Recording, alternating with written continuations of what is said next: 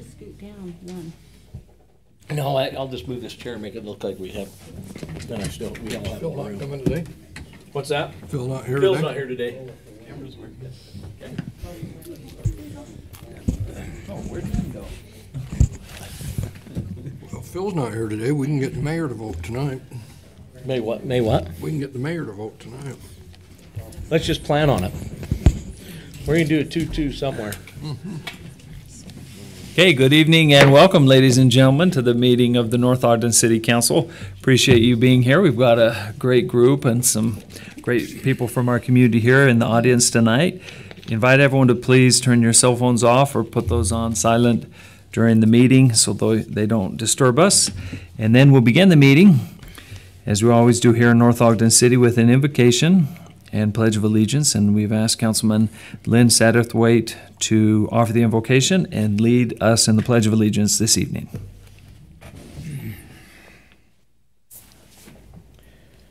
Our Father in heaven, we come before Thee as City Council and as residents joined together in this council meeting to conduct the business of the city.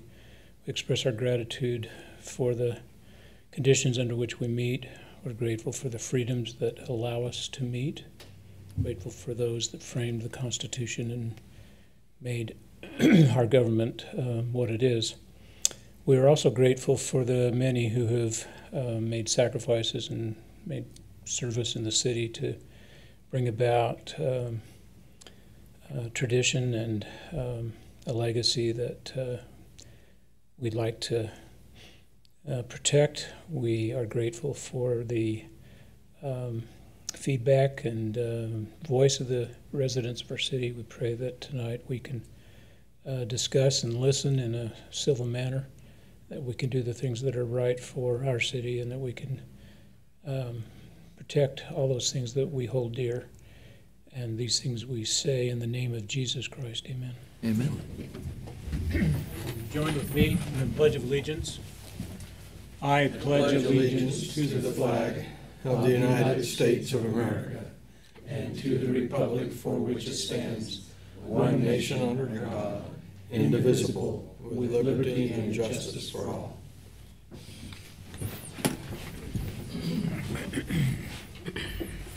Thank you, Councilman Satterthwaite. We'll move on first to the consent agenda. There's one set of minutes from June 27th for your consideration this evening. Council members, are there any comments or corrections to those minutes? one change.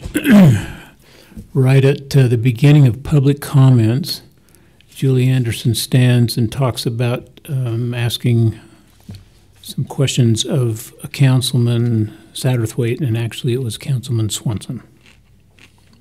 So we need to make that change. Other than that, I'm good with the minutes. Okay, is there a motion to approve, or would you like us to correct them and bring them back? What's your preference? I'm okay to, I'll offer a motion to approve with the noted change.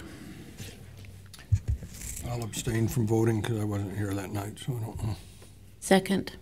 Okay, we have a motion and a second then to approve the minutes with the amendment of changing at the beginning of the public comments as described by Councilman Satterthwaite. Is there any further discussion? And also we note one abstention, Councilman Uri, who was not present for that meeting. All in favor of approving these minutes as amended, please say aye. Aye. Any opposed? Okay, thank you then. That passes on 3-0. We'll go now to our active agenda. And first up, we have opportunity for public comments. If there's anything, ladies and gentlemen, any of you would like to share with the City Council, we'd invite you forward at this time. We just ask for your name and address at the start of your comments. Mayor and Council, my name is Steve O'Bray, and my wife Carol is here, and we live at 3185 North 100 West in North Ogden. We've lived here for 29 years, raised our family here, 5 sons, and they graduated from Weber High and went on for further education, and they're very successful with their families. And 3 of our 5 sons are veterans. I'm a veteran. But my concern, I bought a piece of property across from the Beltons, Gary and Penny Belton, and we wanted to try and build a home there. And as we have moved forward and submitted our plans, they were approved.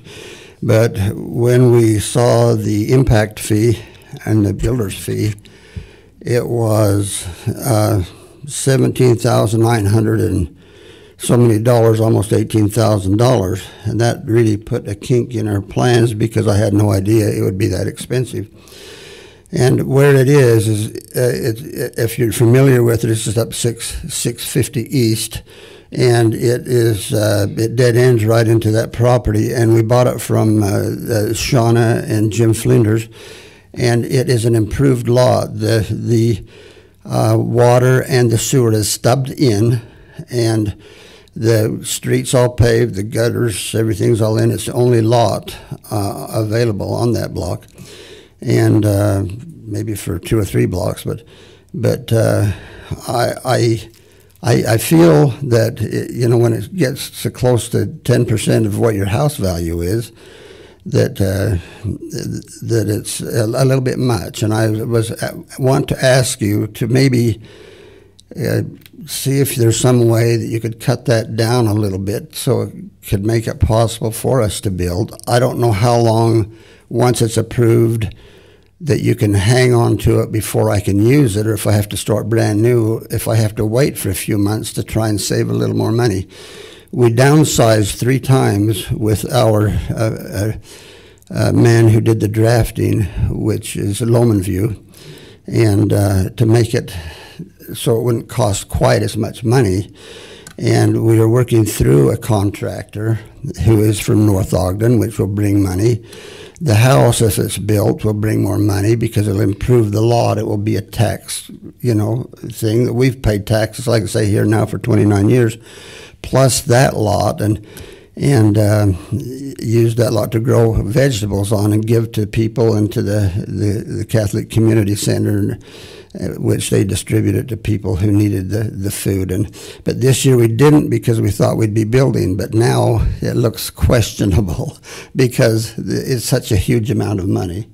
But that's all I wanted to bring up is there any way that you could possibly look at it in an improved area where there's no impact really that has to be done, where they wouldn't have to go quite that high and save us a few $1,000s, hopefully quite a few, if there's some way.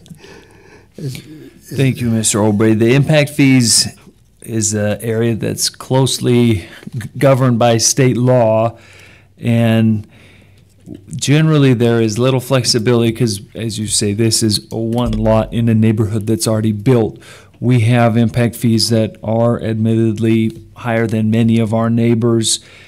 A lot of that is because the infrastructure that they fund, and with the amount of new homes going in, a lot of new public infrastructure needs to be built, and that's why they're paid. But I'm pretty sure the state law, and I'll ask our city attorney, requires us to charge the same one to everyone unless there's some delineation of zoning or things within. So maybe our city attorney could just comment a little bit on Mr. Obrey's question. And then also we're going to have another discussion for you to know next week here, a work session discussion. The council will be talking about impact fees as well. So you're certainly invited to that as well. Thank you. So I think, Council, what the state code says is that you basically have to charge everyone the same fee. And if you waive a fee, then you have to, in the same meeting or the same motion when you waive the fee, identify a source of funds to pay the fee.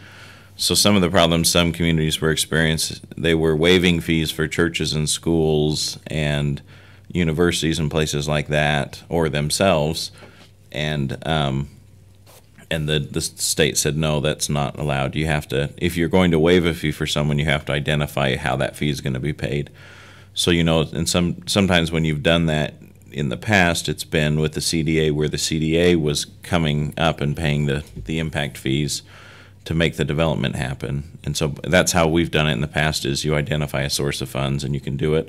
That doesn't mean you can't lower the fees for everyone across the city.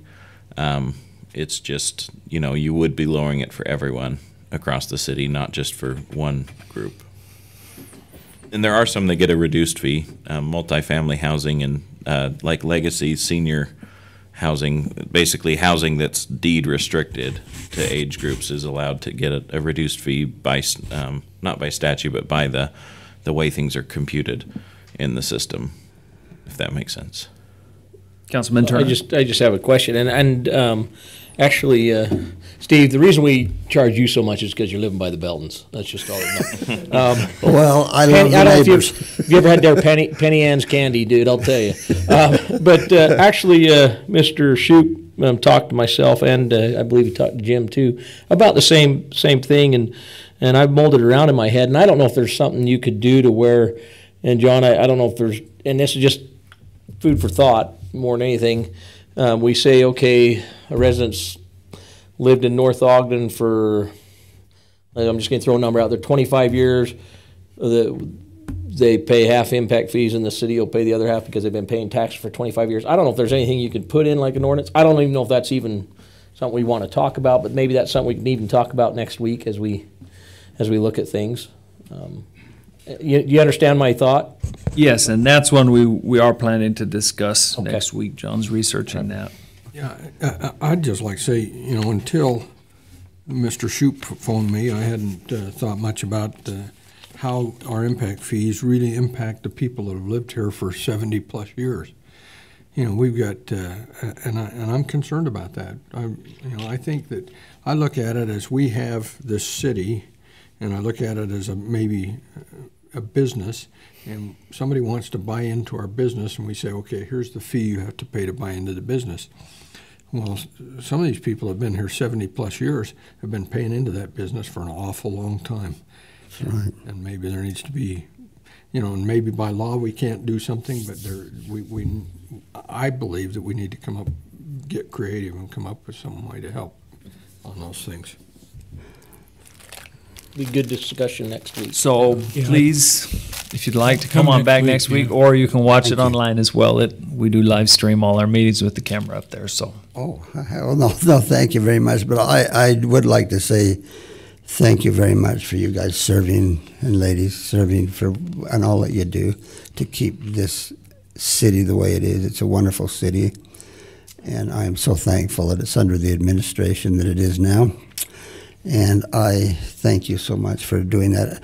The only question I have now is how long does anyone know that my permit would still stay valid if I were to just tell my contractor I've got to wait for a few months to see if I can put some more money together, or? So everything our building and planning department does, all the approvals are valid for 1 year. And so you just have to start the process within that year. Oh, wonderful. That helps me a lot too. And if You and if could always extend it if there was some circumstance that wouldn't. Oh, and thank if you. you didn't finish the process, then you would be entitled to a refund as well of a certain amount. But Yeah. if you didn't modify your plan, then Okay. there's no reason that you wouldn't get everything back when you rebuilt. But does that mean I have to pay for it up front and then hang on to it for a year, or wait for a year, or for 10 months to pick it up? So it starts on the day that you pick it up and pay the fees. Okay. So if you picked it up in 10 months, you'd have another year from that 10 Okay. months. Thank you so very, very much. And I'm sorry it took more than 5 minutes. That's fine. Thank you, Mr. Obrey, and we'll be discussing this more.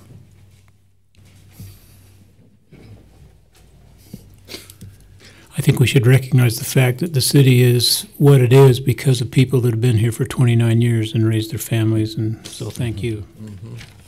Jim, we're charging you more because you're moving out of the state. Yes, my name is Jim Shoup, and I live over on 276 East Alberta Drive.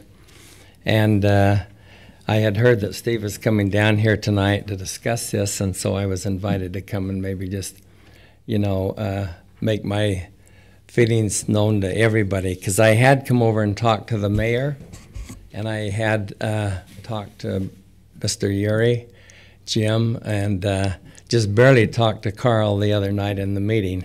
But I have the same concern that Steve does.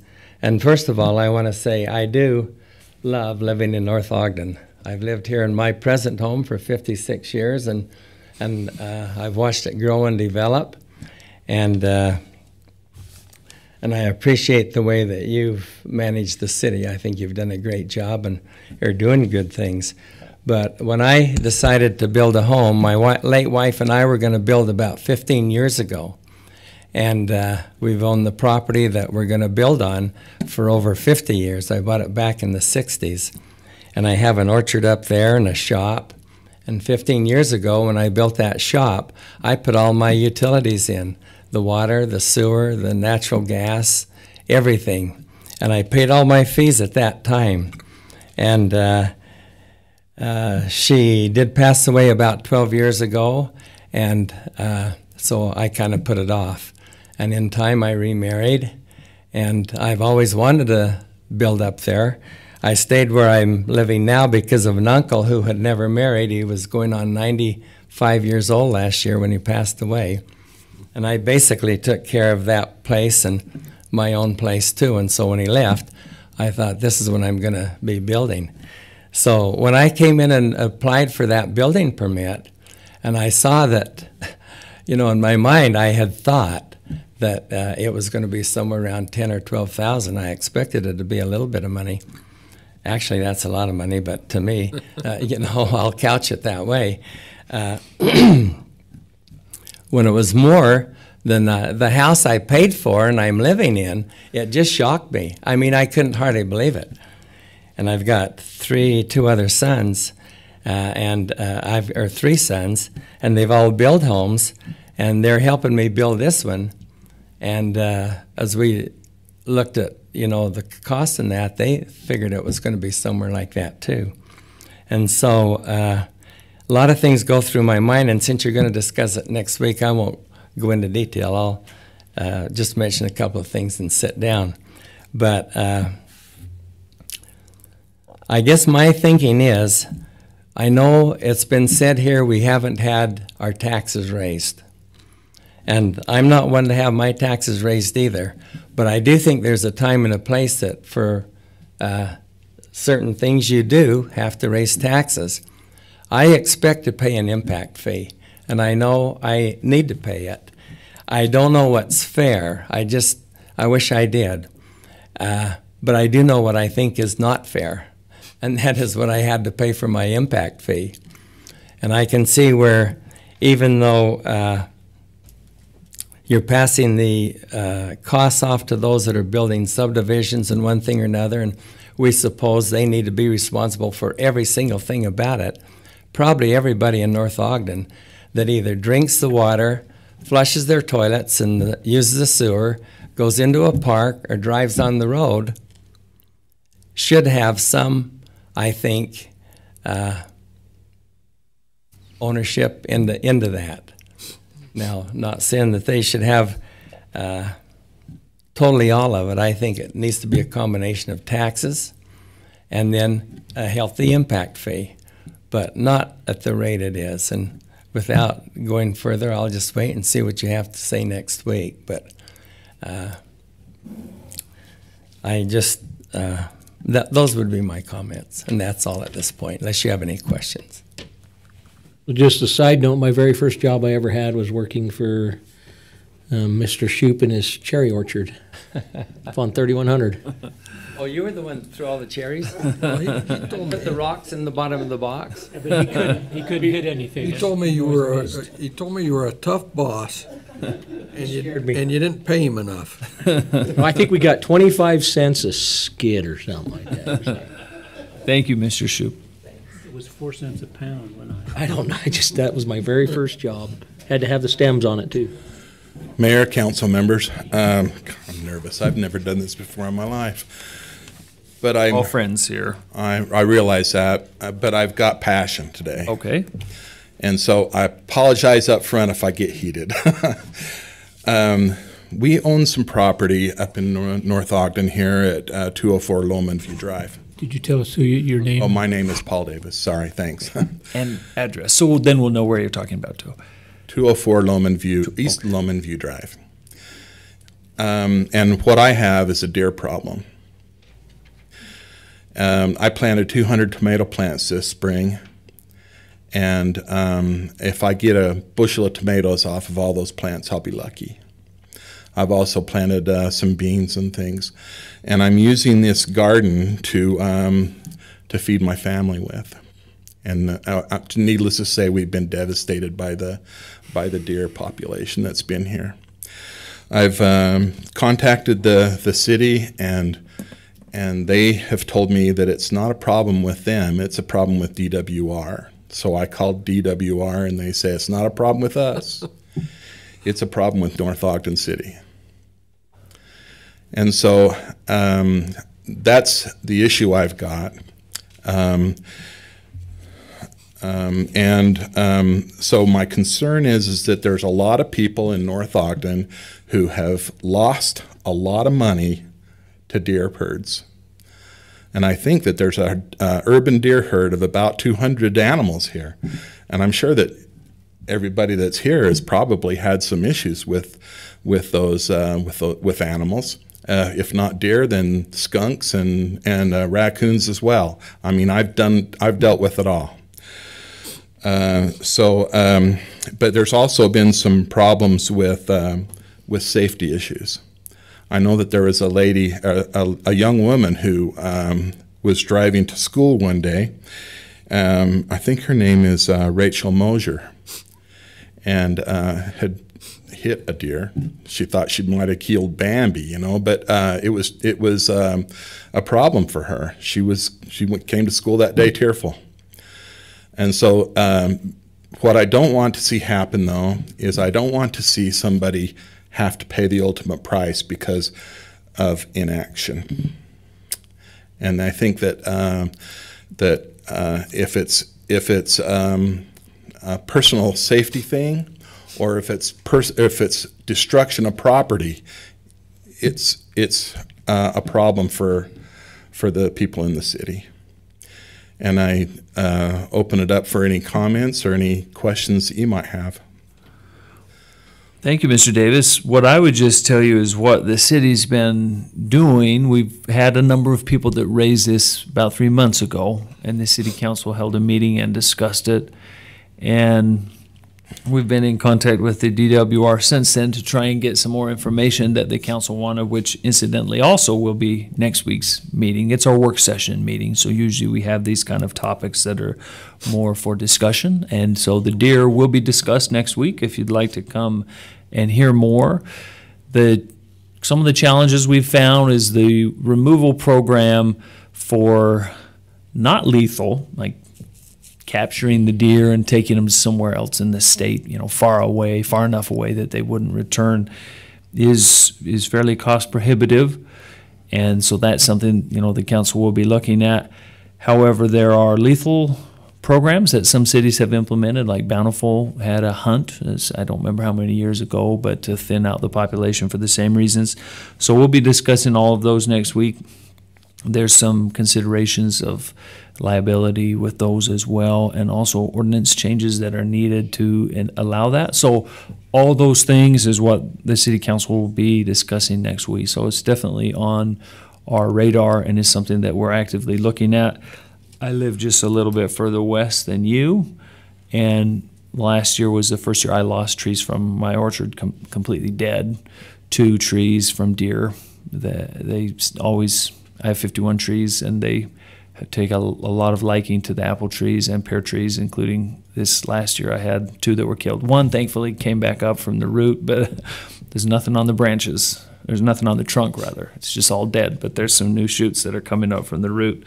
But so we know it is a concern, and it's something we're looking at. It's just, you know, we've got to consider the options, and there's people in the community who definitely don't want to see any hunting of them. There's some that would be okay with relocating them, but then that's a lot of money. So those are all the things the city council is going to carefully weigh to decide what to do. So I'd invite you also, if you'd like to come next week, or if you can't make it, again, we put these on YouTube, and you can watch it and kind of hear the discussion to kind of see what comes up. We'll be giving the city council the information we've collected over the last couple months, and then also just kind of laying out what the different options are and seeing where the city council would like to go. Okay, I appreciate the consideration, and I hope that that there's going to be something resolved this year. I think it's not going to be a real big issue because, you know, it's all over but the shouting. But I think that if this kind of thing happens next year, there probably will be some more discussion about it than what there is this year. You know, I understand that you can't make everybody happy, and I think the biggest losers here are the deer. But you know, if it comes down to it, I'm feeding my family, and I have to be able to do that. That's why we put gardens in, and I'm sure that every one of you can understand where I'm coming from on that, I'd hope. So deer eat tomato plants, huh? Really? What they do is they nibble off the blossoms, and it looks like somebody's taken shears and just did like this. And oh yeah, they like beans too quite a bit. Yeah. Well, I'm glad when he said he had a deer problem, it was a D-E-E-R instead of D-E-A. I have the most wonderful wife I've ever I could ever hope to have. So, Mr. Davis, this is as far as I know, this is the first year we've really had it brought to the city council that I can remember in the past and stuff. And so, it's we're just trying to figure it out. We have heard it from others too. You know, just to give you a little bit more feedback, I've noticed that there have been, because this is not my first rodeo. I've been up there and gardened up there in that spot for quite a while, and I can see a big noticeable difference in the deer herd. And and they're getting bold. I mean, I know somebody who had a buck in his yard, and the buck was pretty bold. I mean, he almost had to pull out his sidearm to defend himself. I mean, it's getting that point. I think it's definitely increased the last few years, what I've seen. Just in my and I know of fawns. I mean, I see them. I mean, they've learned how not to be afraid of people because of the environment they're in. It's kind of a sad. But if you're born in the city, you don't have the same fear of humans that their wild cousins do. So yes, it seems there are more that are living year round. I mean, in that we definitely agree. I appreciate the consideration. Thank you. Yeah, thank you. Mayor, I just want to give you some advice on your apple tree. I had a cherry tree killed like that, and I work with a guy that owns a nursery in Linden, and my limbs are coming up from the bottom. He said, "Pull that thing out." He said, "That fruit will just be as bad as ever." Oh, okay. Won't be good fruit. So then, okay. Is that true, Dennis? Or Jim, you've raised fruit trees for a long time. There's sprays you can get. We all have a deer problem. I don't know how you're going to get rid of it. But you can buy a spray, and I've used that spray, and it's effective around my place. I see deer come and go through my places all the time. But around my trees and a couple of things, I just use the spray. And I think it's been effective for me. I mean, it's... The spray is $65 a unit to apply. And I sprayed it around each of my plants, and they still nibble. And it's pretty potent stuff. Yeah, if you get any on your shoes or anything like that, you better get some new friends. And you would have a deer problem, but a DEAR, huh? Okay, well, we'll continue this discussion next week then, and maybe I'll have to get rid of that one tree that came up from the roots, because, yeah, the trunk's totally dead, but there's some new shoots coming up from the roots. Pull it out. Get a new one. I've planted 6 more new trees this year. You know, what we tried last year was a bar of Irish Spring soap, and I just went out and shaved a little bit all around the garden, and it seemed to be effective. And my wife, though, told me yesterday morning I'm going to go out and grab those 2 tomatoes that are ripe before the deer get them. That's exactly what she said. So. Okay, anyone else like to share anything with the City Council? Irish Spring soap. Okay, we'll go on to item 2 then. Item 2, 3, and 4 are all from our Public Works Inspector, Justin Schinzel. Welcome, Justin. Appreciate having you here. We've got 3 subdivisions as part of this discussion about building. It's been busy. Yes. And our building inspectors and our Public Works Inspector are very busy So we've got a few subdivisions, council, that are proposed for your approval tonight. Let's start with Halltree Phase 16. Yes, Halltree Phase 16 is ready for a conditional acceptance. I've gone through all of the inspections. Everything looks correct, good, ready to go into the 1-year warranty period. Can you just describe, for everyone's benefit, the location of each of these? So As we go along. Halltree is 29, 2925 north. 2925 and 1400. So it's it's the very upper phase of the orchard Okay. that was there, that is now homes. So, and that, I mean, it's about a mid-sized subdivision. I think there was close to 20 lots in it. One cul-de-sac, which, if you know us at Public Works, we don't like cul-de-sacs, but that's just because we don't like to plow But by the them. time they get to you, they've already been approved by the Yep. planning commission, so. But it's just because we don't like to plow them. Okay. When you're saying this is a final approval, does that mean that it's all built out now, or is it? This is a conditional, so it goes into the 1-year warranty period. The road, the piping, all the curb, gutter, sidewalk is all in. There's still quite a few empty lots there. Okay. Yes, That there's, doesn't mean all the there's lots still are done. Okay. a substantial amount of empty lots.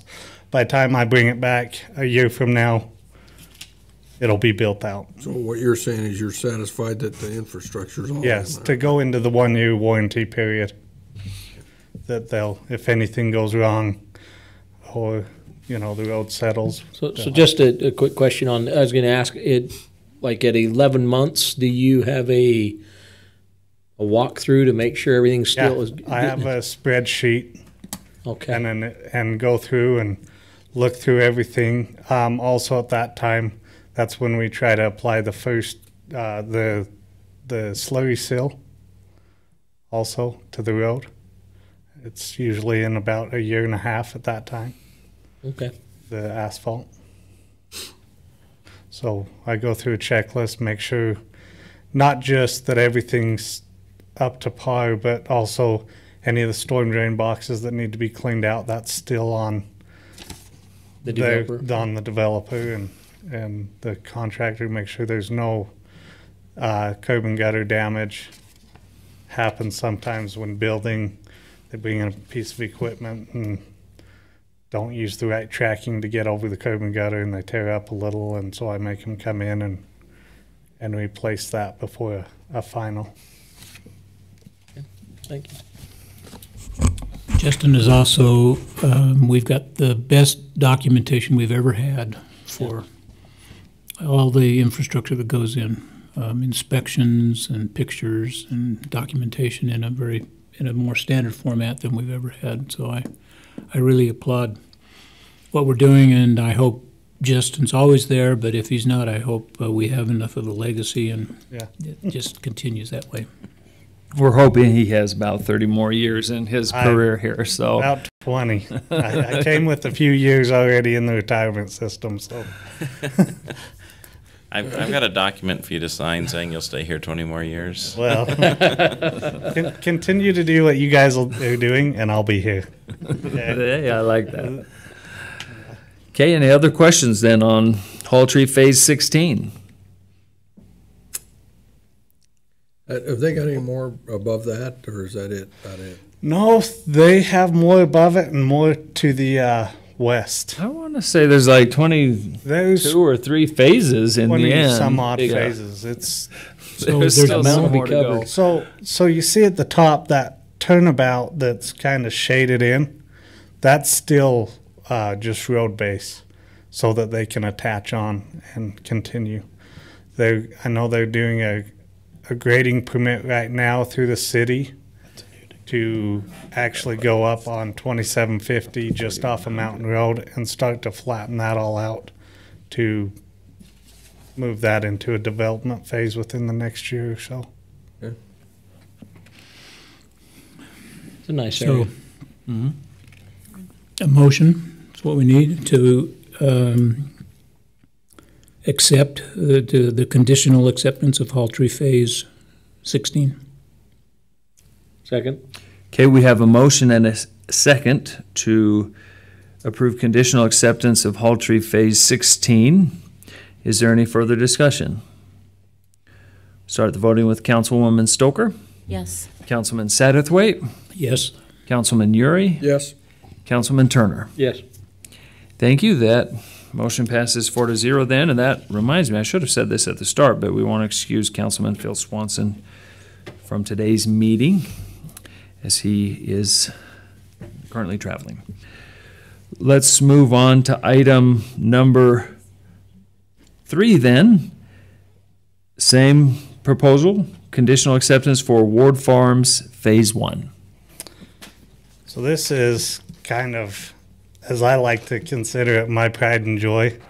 This was the first subdivision since I took over the position that I was on from start to this point.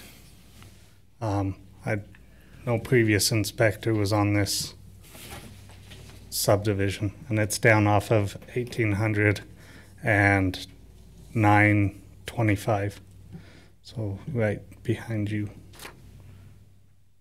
And I can't say enough good about this development. Ivory Homes has been a wonderful developer to work with on this. There was an area, quite a large area of really unstable soil under the road, to the point that they dug down 6.5 feet in some areas and brought in structural fill and compacted it every foot. Just really went above and beyond on this development. They wanted to do a few little extras.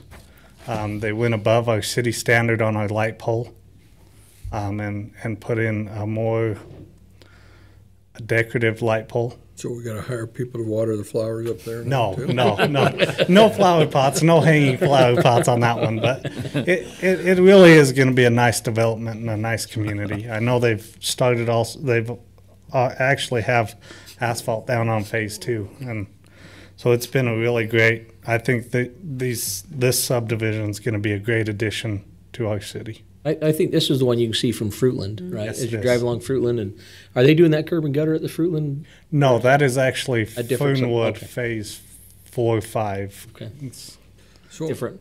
Okay. a different one. so I did hear a concern about that this weekend. Okay. I'm told, and I don't have any proof of it, but I'm told by 2 property owners over. DeLon Atkinson is the guy's name that owns a piece of property there, and then there's a piece that used to be owned by the Randall family, Okay. and I don't know if the Randall family sold it to somebody, or the guy that has it now but he is saying that, and I know that property from years ago because I've been out here 40 years, Yeah. and that was a bog and wet. And the guy that's between DeLon Atkinson and Ivory Homes is saying this is the first year that he's not been able to harvest his grass hay crop because all of the water is now on his property. And it's just, his property is turned into a bog. And It was pushed it one direction. pushed it over that way. And, Yeah. and I don't know, I'm not going to take sides on it Yeah. because I don't know. All I know is that was what was told to me, that water's over there. So I know on phase 2, we had some major water issues that we were able to put in some French drains, and with the approval of Matt, the city engineer, move it over into the storm drain that actually goes into the detention basin that we have a control gate on, so we can release it out better. Initially, it was actually from the spring across the road on Fruitland. Has for years and years has been piped over and down into that valley. And we've caught most of that spring water and tried to diverted it back into our storm drain system. So I know that there's been some water issues, but they've really tried to clean up a lot of what was there. Probably the best thing, Councilman Uri, would be to give Justin's number or Matt, the city engineer, to this gentleman, and then he can call them and they can take a look at it. Because the solution should be what has been described, to take care of the water on site, not to take it somewhere else. And I don't know, I haven't walked the ground. I'm just receiving this from a neighbor to that guy that actually leased and cut the hay last year, and he said, I can't cut it this year, it's just a bog this year because all the water's there. And that may or may not be that water's being pushed. It may be that we've had a wet year. But that's what they're blaming. So. They're blaming it on the. Yes, and so Justin or Matt would be happy to look at it with this gentleman. Okay. So I'll move to approve the conditional acceptance of Ward Farms Phase 1 subdivision. Is that the right one? Yep. Second. Okay, we have a motion and a second to approve conditional acceptance of Ward Farms Phase 1 subdivision. Is there any further discussion? We'll start the voting with Councilman Satterthwaite. Yes. Councilman Uri. Yes. Councilman Turner. Yes. Councilwoman Stoker. Yes. Justin, I wanted to say something. This is your pride and joy, okay? Yeah. But it also means any problems come back, they're all yours. And that's fine. I'll take him on this. That's true. It's the ones that I'm trying to catch up on that I'm like, You don't want those problems. I wasn't even here when this development started. What am I going to do now? Thanks for all you do, Justin. Okay, we have one more subdivision, and this is proposed for final acceptance, Fernwood Phase 3. Fernwood Phase 3 is off of 825 and 2050 north. So right below Fruitland.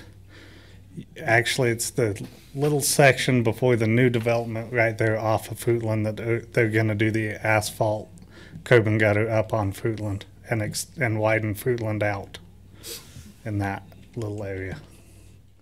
So it's just a little 4-lot subdivision that was an extension to Fernwood Phase 2. Does that end in a cul-de-sac there, Justin? Yes. Is this just south of 2100 North? Yes. And is that the road that's supposed to go up and meet Fruitland Drive? It's not going to meet. It's going to go up in cul-de-sac. Cul-de-sac. Okay, so But it's further because south. it does touch Fruitland, we decided that there would be curb gutter and sidewalk up on Fruitland for that stretch of owned property on the next phase.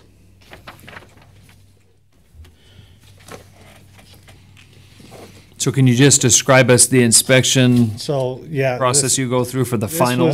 This was kind of a quick, easy thing. We just made sure the road was good. We haven't had any leaks, anything like that. Everything seemed to be great. There weren't even storm drain catch basins in this little 4-lot because they're actually further down the road. But everything was in order. It's gonna receive its slurry seal in 2 weeks. That's when the M&M asphalt's coming out to slurry seal that little section of the road. 4 homes are already on it, have been on it for a year and a half now. Totally built out, so we would know if there was any issues from all the time and use of the infrastructure. So Justin, up in the cul-de-sac, is that another phase where those homes, I don't know how many more will go around it? Yeah, so it actually makes almost 2 cul-de-sacs because it goes up into a cul-de-sac and then it turns off and heads to the south up to the abutting property that Mr. Uri was talking about. can't remember the name of the owner. DeLong. Atkinson. So they really, it kind of leaves that little piece of Atkinson's just there, because you have Ward Farms Phase 2 that came to the property line, and then this development came to his other property line. Those two other piece of property, Atkinson's and the one next to it. Okay, yeah. Cannot be built on, cannot be subdivided because neither piece of property is wide enough. Yes. It would have to be sold to one owner in order to do it. Yeah, they would have to build on. purchase both pieces to subdivide. And I know there's been talks of the Ivory Homes development trying to buy it, and also the Blackburn Jones development group trying to buy it. But it's still in talks and probably won't get accomplished till they're all built out in all the other facets of that piece of land. So I'll move that we approve the final acceptance of Fernwood Phase 3 subdivision. Second. We have a motion and a second, to grant final acceptance of Fernwood Phase 3 subdivision. Is there any further discussion? Start the voting with Councilman Uri, Yes. Councilman Turner, Yes. Councilwoman Stoker, Yes. and Councilman Satterthwaite. Yes. Okay, thank you. Thank you, you. Justin. Great job. Keep up the good work and Just- hold the builders' feet to the fire on all public infrastructure Yeah, so that it just is done right. For information, I don't know if you guys would like to know this, but currently approved and working on 25 different subdivisions in the city. Oh, I just heard 14. I've been lying. It's almost double. Well, that's either in conditional, that's from start of construction, a pre-construction meeting to where they're about to finalize.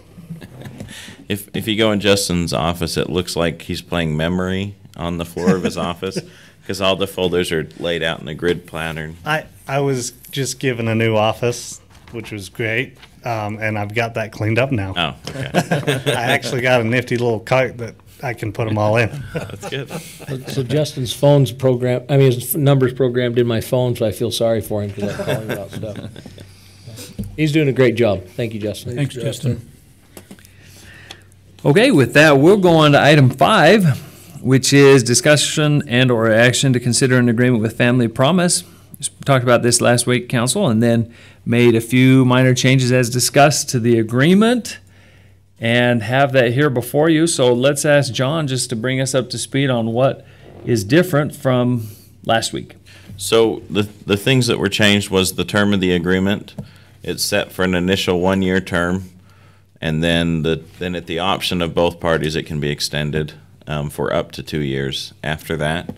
And then the other thing we did is we added all the way down at the very last paragraph a clause here that says either party can terminate the agreement with 3 months' notice. There's some other paragraphs that could have gone in, but it was just easier to put it here because it was very simple and straightforward and wouldn't confuse any of the other language in there that talked about termination for default or things like that. I'm a little nervous when an attorney says it wouldn't confuse something. You know? We mean to confuse. So those are really the two things. There's nothing he could say to that, I guess. He doesn't have a thing to say about that. Well, if you notice, it's only one sentence long, which is not usually the way attorneys try and write things. That's So right. I like to keep things as simple as I can. And it should begin with whereas, right? Right.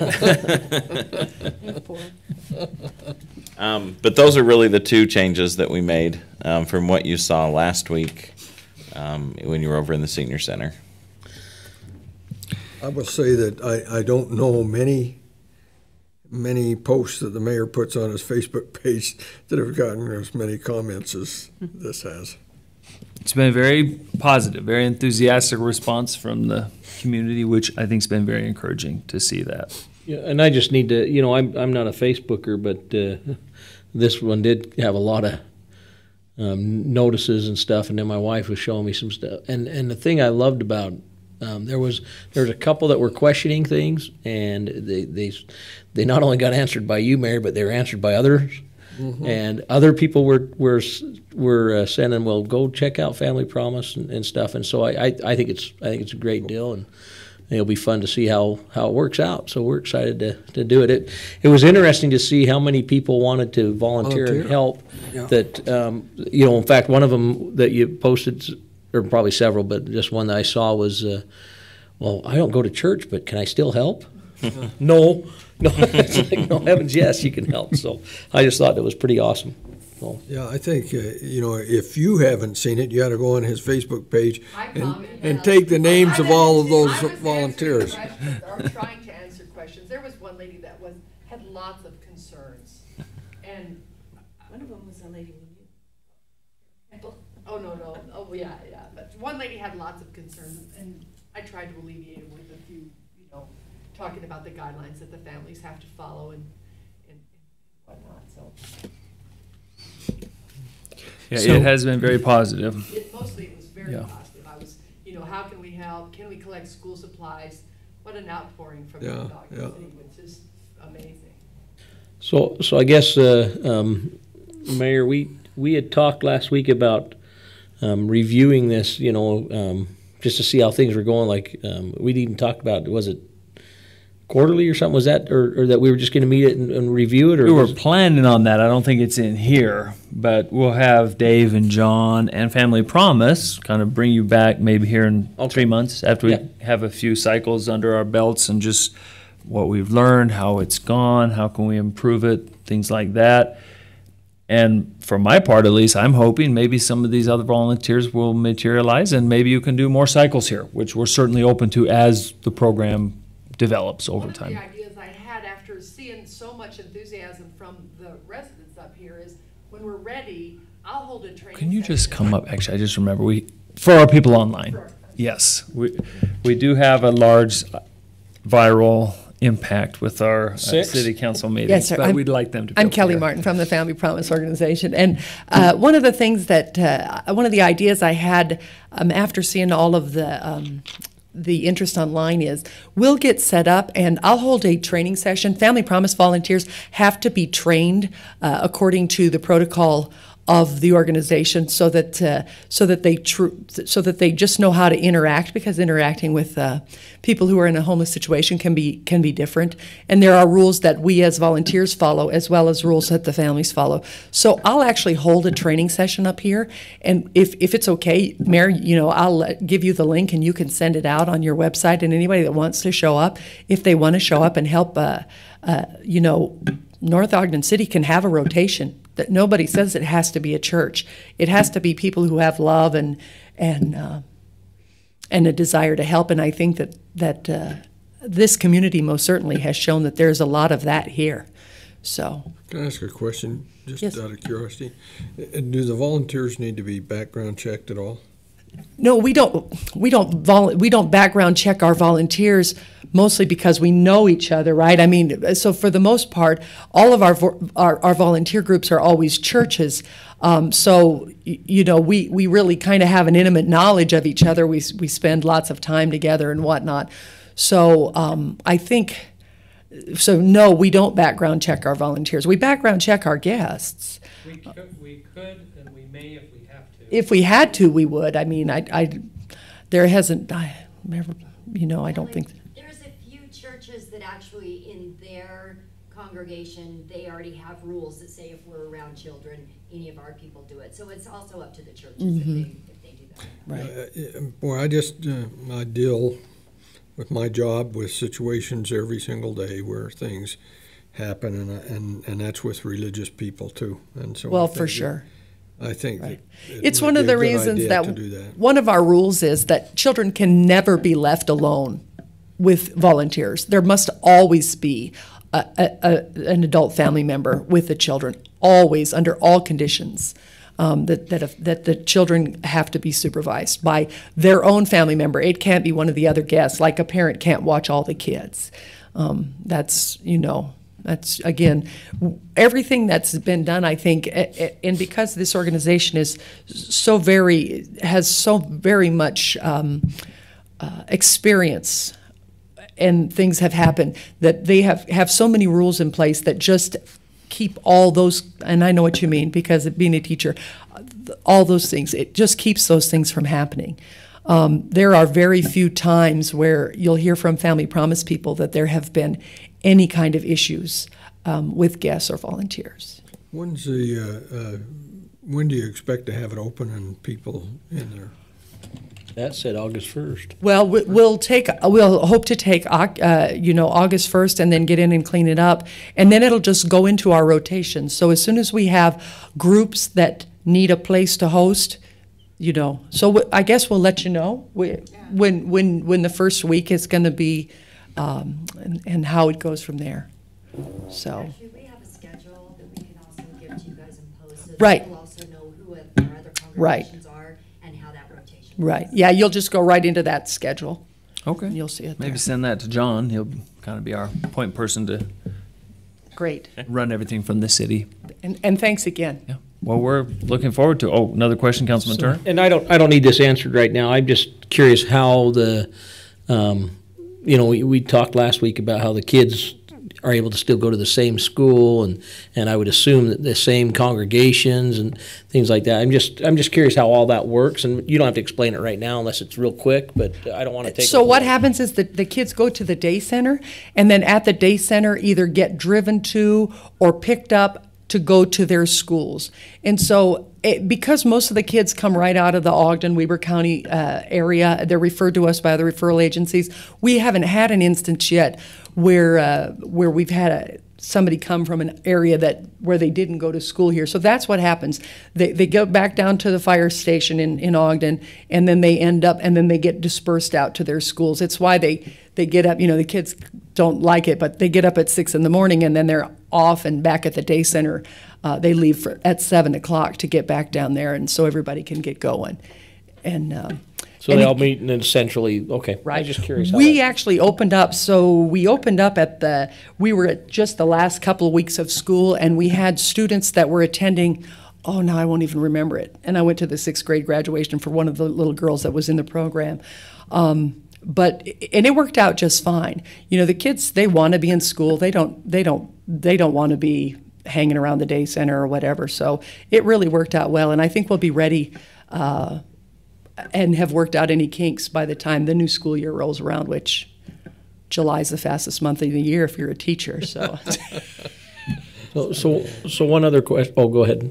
Just to add to what Kelly's saying, we've already worked it out with the Ogden School District, so they already know about our program, and they will come in if we don't have transportation. They'll come in and pick up the schools. Mm-hmm. Or the kids at the right. So and then just one other quick question on the with the Family Promise. Is it a like financially? Do they like pay for the kids' school lunches and books or stuff, or is that something that because I know Weber School District has some program there too, but well, no, and we don't. So most of the time, if the families can fill out the lunch programs and will get their lunches and whatnot and breakfast through the schools, that's pretty easy based on the financial situation of the parents. I know in my school it's really quite simple to fill that out, and it goes to the state, and the state pays for all that stuff. The school gets paid by the state for kids that eat lunch and breakfast at school. So, and then we have had a lot of people that have said they're going to help with school supplies. So I think if there are specific needs, I think if we ask for specific needs, I think those needs will get filled. The volunteers, the outpouring of donations in kind throughout our community is really quite large. So really, when Raquel sends out a request, she's the executive director down at the day center, and when she sends out a request, it really just gets filled from all kinds of directions. So, thank you. Mm-hmm. So, do you have a primary contact? I have people that have contacted me and indicated their interest. There's already some things going on that where donations, things that could work out here they'd like to donate. But could we put that on? Well, you can send it to Raquel at Family Promise of Ogden, Or you can just do info@familypromiseofogden.org, and somebody will get that information. Raquel and I both have access to that. Okay. I wonder if we could put it in your newsletter for volunteers too, Mayor, and on Actually, Councilman Swanson's going to be writing a story about this, maybe take some pictures once things are a little bit renovated over there and put it in the newsletter so we can include that as well, Councilman. That's The great. info, the email address and website. So would it be okay to get a phone number for Raquel, or, I mean, I have some Sure. people who Sure, would we'll- like we to give her phone ask some number out all the questions, time. and then. She's not here. talking to- No, she's not. She's in school. She's in her master's program for is it counseling or psychology? I don't remember. I just tell her it's because one of us has to be smart. That's why she's still in college. So, but Tuesdays is her school night. So Her number is 385-439-3115. And her name is Raquel 311 what? Silva, Silva, D. DA, and then SILVA. Very good, thank you. And I'm pretty sure she's a resident of our great city, if I remember from when we had visited as well. So, okay, any further discussion on this item? So it's like we discussed the other night. Now we see it in black and white, and so I make a motion to approve. Second. We have an agreement number. Agreement number It's A21-2017. A21-2017, an agreement with Family Promise for leasing the Public Works Building. Second. Okay, we have a motion and a second to approve this agreement with Family Promise. Is there any further discussion?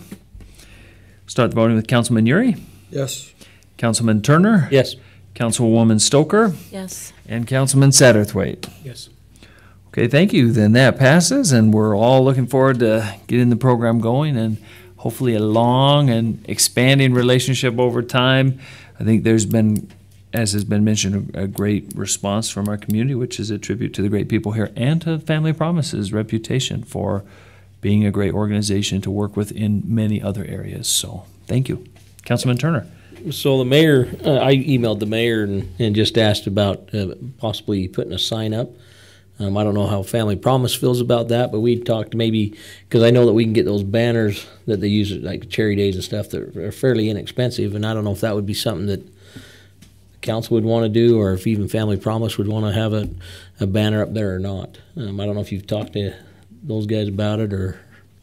We haven't talked with Family Promise yet, but, did you want to address it? Normally, like when we have, like at the day center and stuff, we normally don't advertise it just because some of the families that are homeless sometimes are really kind of upset and whatever. But if it's just like a Family Promise without saying homeless and all that kind of stuff, I think that would be great. But like when we have the trailer, we usually keep the trailer at the church, not driving the families around, because it's just kind of, some of them don't really want it to be public knowledge that they're in the situation.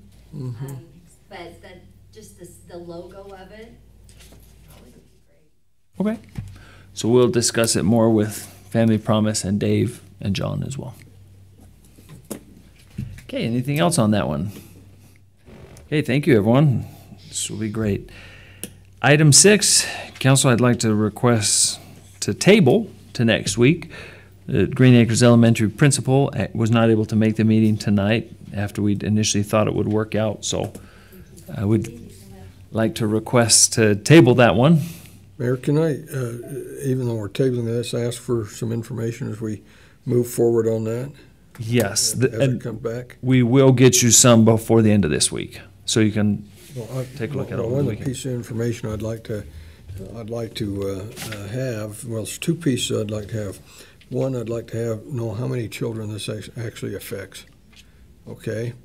And that would use those walks. And the other one that I think that it would be important for us to see is a map of how the walkways in those subdivisions interconnect down to that school without them having to walk on 2100 North or 1700 North.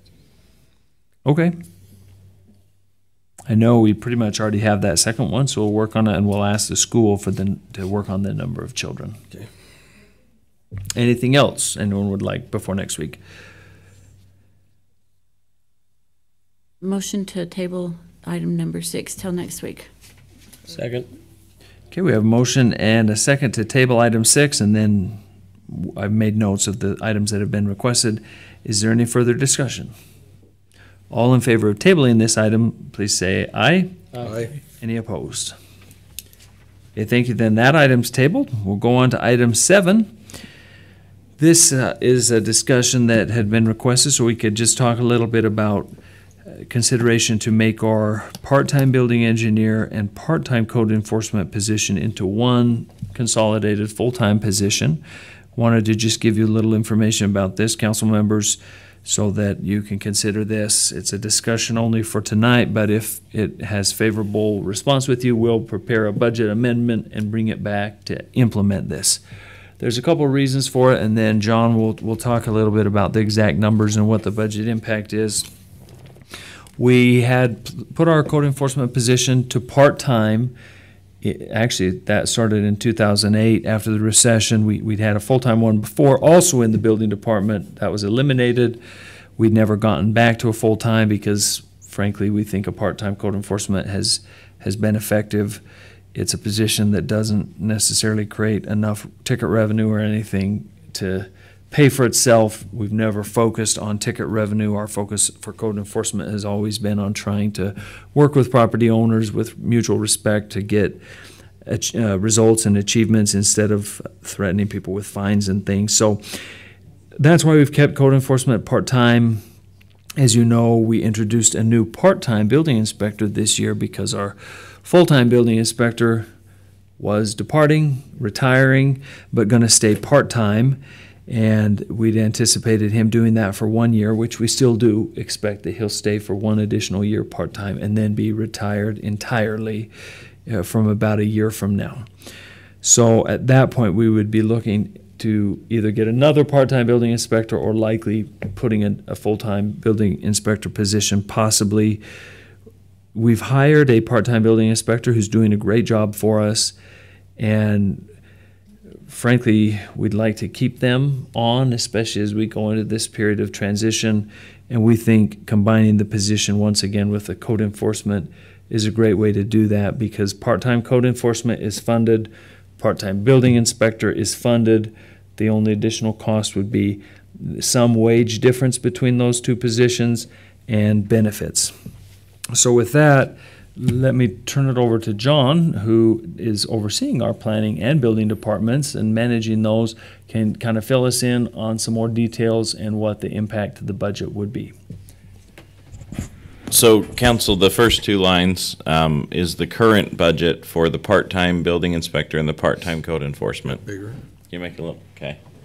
I'll just have to scroll down then. So good? Part-time means how many hours? 20 is what they've been. Well, actually, the current, it's 24 for code enforcement right now. It's 20 for building inspection. And so what this would, that's part of the reason that it's not an exact duplicate and why we had to have Evan run some numbers, because now it's just a 40-hour position. So for those of you who don't know, our current code enforcement officer went over to be the animal services officer or the animal control officer in the police department. So she's still around to help train, and we're glad she's staying with the city, but she essentially left for a full-time position, similar to what we fear might happen with our part-time building inspector. And so you can see that the total for those 2 positions was supposed to be $47,701. If we go to a full-time position with 1 person, it does jump to $87,172, which is an increase of $39,471. Most of that is benefit expense.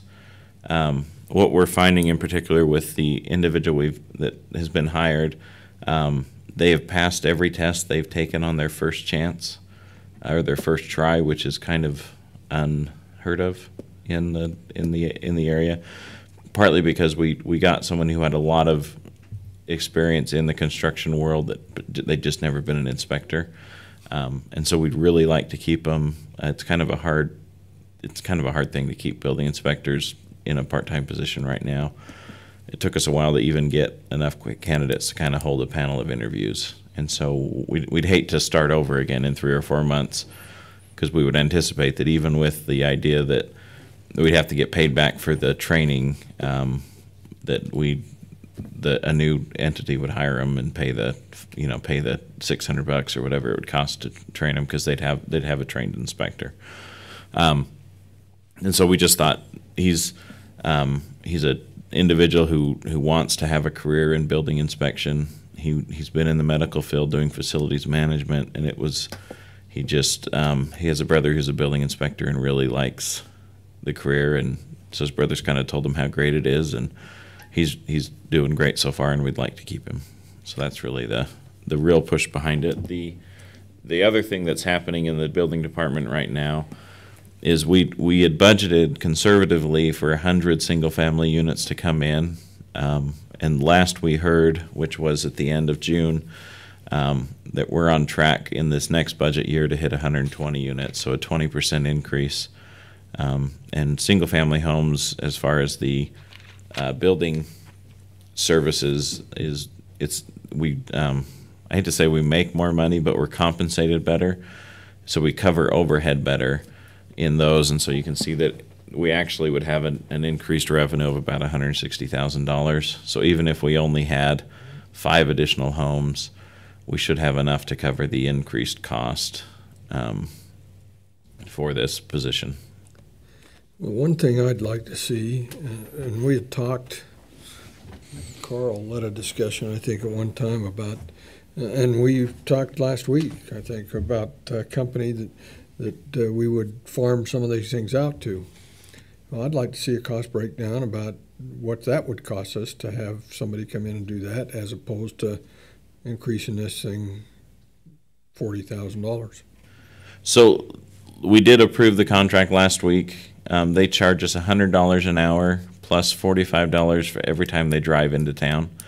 And so what we've told the folks downstairs is, when there's an overflow, try and schedule them all together. For example, the overflow company will be doing all of our solar inspections, because that's a little more complicated electrical work, and it just makes sense to have them do the inspection on it. And so we're going to lump all the solar inspections on one day, like on a Friday, and they'll come in and do all of them at once, because it is so expensive, with it being $100 an hour plus the $45 trip fee to come here.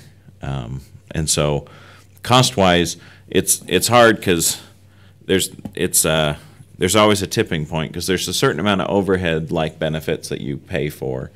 And so it actually does increase the cost. But right now, if you were to look just straight at the numbers, at $87,000, that costs the city about, let me make sure my math is right, it's about $43 an hour with overhead.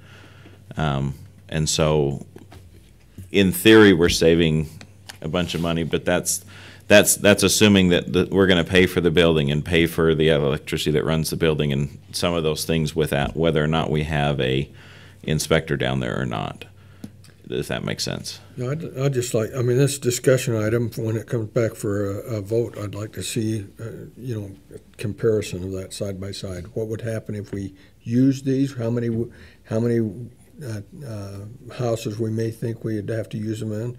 And so if we were going to use them on X number of houses, this is what we'd pay as compared to bringing somebody on full-time. Okay. Mayor, since we're on discussion, I think this is imperative that we hire a full-time guy, because Gary's only gonna be a year. Bruce is probably 5 years Or less. or less. Yeah, so we're gonna have Told to. me he's 20 years.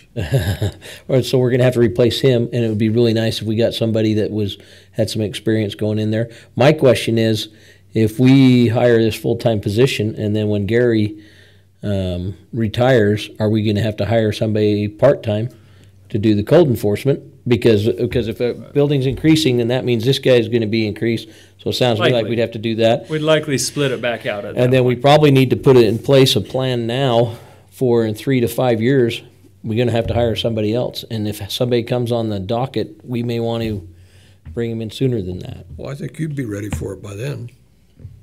And you have to pass a test. Well, we could give you a Depends on what big test it is. So anyway, just some things, food for thought that we ought to discuss too on this. And again, I think I'd mentioned before that there are some cities that are actually, inspectors are so hard right now that they're offering them signing type bonuses, to come with them. So it's a competitive market right now. Well, we're getting a medical inspector to come do our inspections. So can't be that hard to hire somebody. Well, that raises the question, that this guy does he have inspection experience?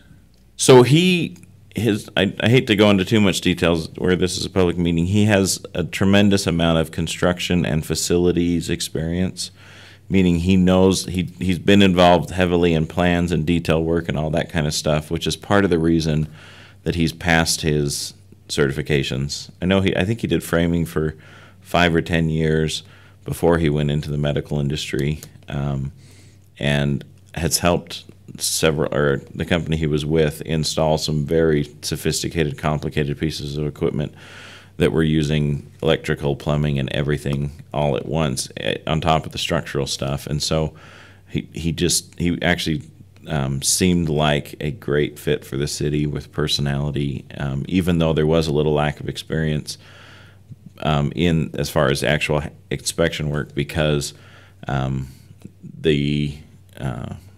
it just was the right fit for the city, if that makes sense. Go ahead. Seeing how it does. I have a little bit of a concern with that, and the reason I do, I talk to contractors all the time, and when they go to different cities and have things inspected, including in our city sometimes, the inspections have not been stellar. They don't really pay attention to the details, and so I have a little concern that here we want to hire somebody that we don't have any idea what his inspections would have been in the past, what his skills are. All we say is his personality fits. Well, they've said more than that. So in his previous job, he was involved in implementing a brand new piece of medical equipment that took up an entire room, and his job was to inspect and make sure that thing was installed the right way to work with all of the systems in the facility. So he has a lot of detail associated work. It's just not running through the foundation checklist that said, oh, is it down 36 inches? Is it 24 feet wide or 30 inches wide? So we felt like there was enough of a background as well as detail-oriented work on top of the opportunity to get someone long-term that it just made sense. And the chance we have for good training with some experienced inspectors for the next year or several as well. So to kind of help give that exactly building inspection experience. Because it is, when we first started this, the market has gotten twice as hot as 6 months ago. So that won't last forever, I'm sure. But right now, it is really, really hard to find inspectors. We'd hope we'd find someone who's maybe retired or something, wanted only to work part-time. There's just no interest at all in that. Because I think most people who want to work there's plenty of work for building inspectors right now. So while we're on this subject, let me just, I happen to be with a fellow that's a contractor. He's building a home up in this subdivision we approved up Del Chatlin's property, behind Del Anderson's place. And I asked him, I said, how's your house coming? He said, well, it's on hold. I said, why is it on hold? And he says, because the stubbing in of utilities was done according to an old plot plan instead of the new plot plan. And so the contractor up there that stubbed in the utilities and that has got to come in and make a bunch of fixes before he can start building his house. So then I say to myself, where was our inspection then? Why didn't we realize that those utilities were stubbed in on an old design? We had them come in 2 or 3 times with how they wanted to build, how they wanted to subdivide that. Well, the utilities were stubbed in not according to the latest design. It very well could have been our inspector who found it. I don't know this case specifically. Do you, John, know anything? It was not the inspector that found it. It was the contractor that's building this house that found it. So that would have fallen. I mean, that's what Public Works does, is they inspect all the in-ground utilities. But I know the plat for that subdivision changed every time it changed ownerships. I understand that, but we ought to have the latest one, and our people ought to be inspecting on the latest one when the contractors are up there putting it in. I think we can check with Justin. I'll do some follow-up work, but I think what happened is it was put in ground and then the plat was changed again. But I'll have to check with Justin to get back with you on that for sure. Smacks of the Sewer. We had the sewer and storm drain mix up. Yeah. Down south of 1700. That was that's a different inspector than this guy. But if Justin's been pretty, I mean, thorough in everything I've seen. We'll find out more because I don't know this case specifically. I'll give you. Sounds like John the doesn't. name of the contractor that's building his own house. His name's Ellis Reese. I'll have my cell phone with you, or I'd give you his phone number. I happened to be at a wedding reception with him, and he was telling me about it. Not Brent. No, it's Ellis Reese. Okay. Other discussion on this proposal?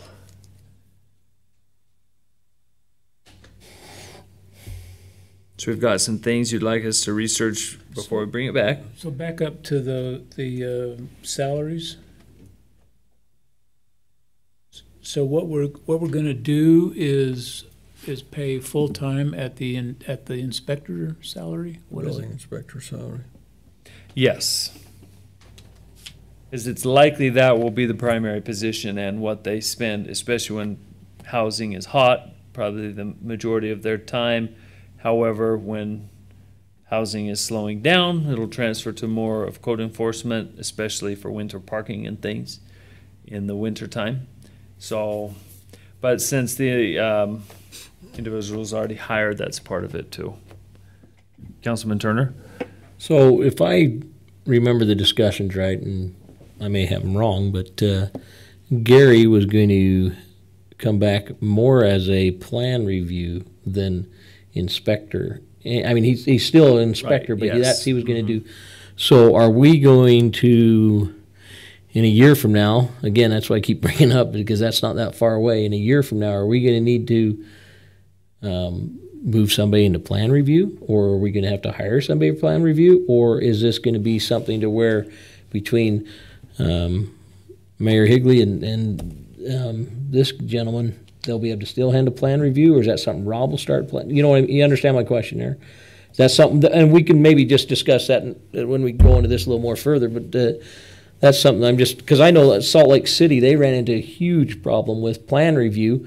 They were taking literally 3 to 4 months on plan review because they actually pulled some of their inspectors in to help plan review, and then they ended up contracting it out because there were so many coming in and they just didn't have the people that are qualified. I know Jack Arrington could probably do it for us, so we just ought to hire him. So, so Bruce has been trained in plan reviews and is doing most of the home plan reviews right now. If there's any that he can't done in the new statutory mandated 10-day window, then he'll send them out to the contractor, the WC3, the contract you approved last week. And they'll also do all the commercials until Gary comes back. And then we've written the contract to keep them on and keep them around so that if we ever have those moments when we're starting to overflow, we can call them and they can do the plan review. So did you just say that there's a statutory 10-day maximum? Not for commercial, but for single-family homes, 10 business days. 10 days, I'm getting... Yeah. Yep. After 10 days, it's considered approved. So if it's stamped by an engineer or an architect, licensed engineer or architect, then it's approved. It doesn't mean that the building inspector can't modify things, you know, if they go in and they say, wait a second, you're missing a bearing wall. But for the most part, it's going to extremely limit our inspector's abilities to micromanage or to really make sure that things are done, because they basically have to follow the plans.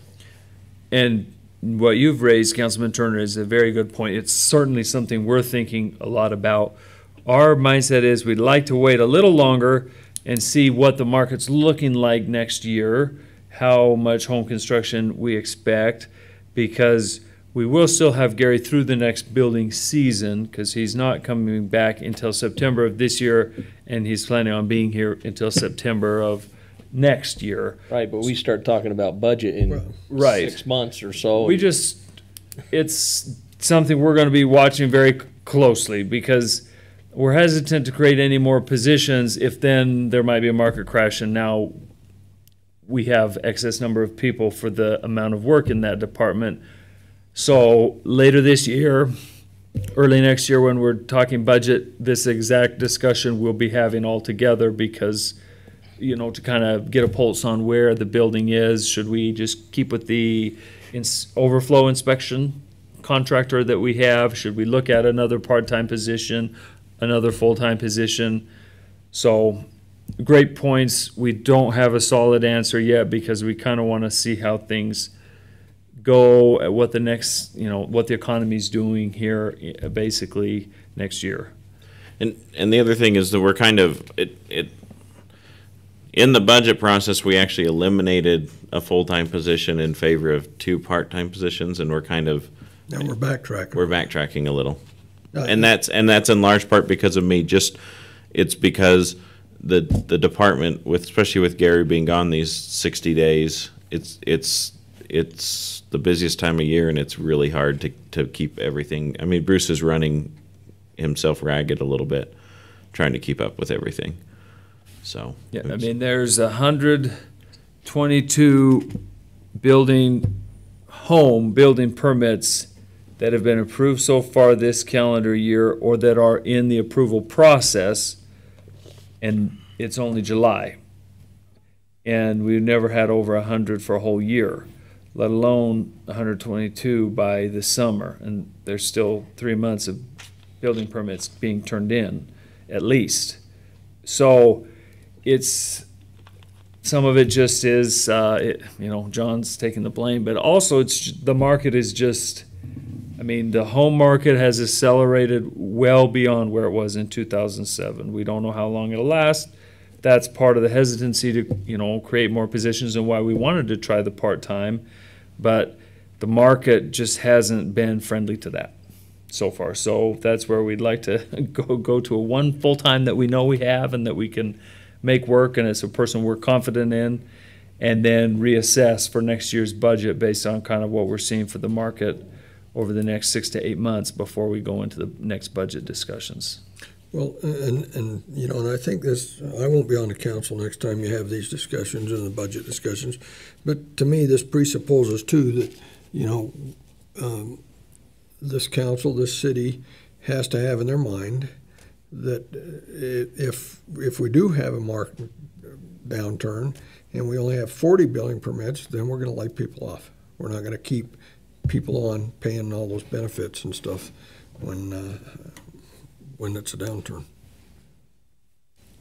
And the last data point, and I think we mentioned it just a little while ago, I heard there's 14 subdivisions that are in approval, and Justin has purview of yeah, but that's ones that are more mature or have been built out. But of the 14, within the 14, they said there's 500 building lots, and a good 80, I mean, a large percentage of those 500 probably don't have plans in yet. Right. So these are yeah. approved subdivisions, and we're looking at 120 a year. We have maybe 3 or 4 times that are potential to come in. And with Utah's unemployment rate and jobs, I don't see the building dropping off substantially. Sure, there'll be probably a market correction sometime here soon, but I don't, unless there was a large national recession, I don't see the building dropping off much. But that's why this is good too, because by having a flex position that's part building, part code enforcement, we're insulated somewhat if, let's say, the market did completely crash. Okay, well, now we still have someone who's only half paid by building, but also performing another important task, code enforcement. We didn't do a full new just building inspection position that we'd have to, potentially eliminate or something. So we feel like this proposal gives us that flexibility to kind of respond whatever way the market goes without putting the budget at significant risk. If the market continues to be like this in a year, we'll probably maybe need to either do more contracting or another inspector. If it's not, then we stay with the staff we have. And if it downturns, okay, well, good thing is we're going to end up with 1.5 FTE in the building department because we'll have one full-time guy and then a half-time guy who also does code enforcement. So we won't be likely overstaffed in that scenario. So I think it provides good flexibility for whatever the market does. And given that overflow. Right, because we always have that contracting option, which we are using and will use right away. So let me just throw something out to you. And I know I used to, and I don't know if Lynn did the same thing, but I used to have to turn in a report to the LDS Church every year about how many homes we thought were going to be built in the area.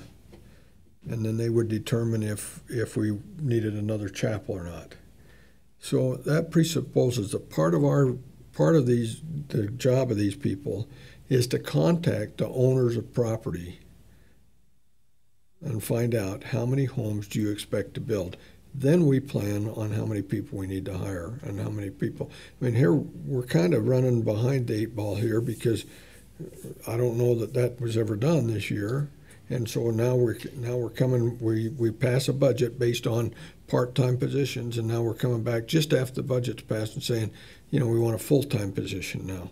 So I think that needs to be, Mayor, yours and John's, part of your modus operandi going forward, is that somebody needs to be charged with the responsibility to contact landowners and see or contract the subdividers, see how many houses they expect to build in these areas during a given year. And they're going to take some of the blame. Gary Kerr actually told us to plan for 120. Yeah. But in the previous budget year, we'd only planned for 80. And we just said that's too big of a jump. We don't want the council to think that we're overshooting the mark. And so Gary had his finger to the wind and knew what was going on. If we have somebody that's out there talking to him, then we're not just guessing. We have some kind of a pretty good number. And that's what Gary was doing. He could see the number of improved lots coming online and what the builders were telling him that he was inspecting, and Take his word then. We were worried that then you would think we had over and it. Well, if you got something, back it up. Yeah. Now, the one good silver lining here, though, is we also undershot the revenues. They're going to be much higher, so there's plenty of money to pay for this because we budgeted, both sides lower, the revenues and the expenditure. So, yes, we're asking for a higher expenditure, but the revenues are there for it. So, as long as when the revenues go away, we know what to do. We know that, yeah. Right. Yes. Cut Carl's salary when the revenues go away. So when Cut mine. This is discussion, is this you can come back next week for Probably the for week a vote after. or a couple weeks, Or as soon as we can work out the exact budgetary items and answer what are these questions. what are our risks or concerns with the part-time gentleman right now? Is there a risk of losing him, or is he aware that we are discussing this? Is this, I mean, one of my concerns is he passes his inspections, all of a sudden, it happened before where we had another city snatch up our building inspector,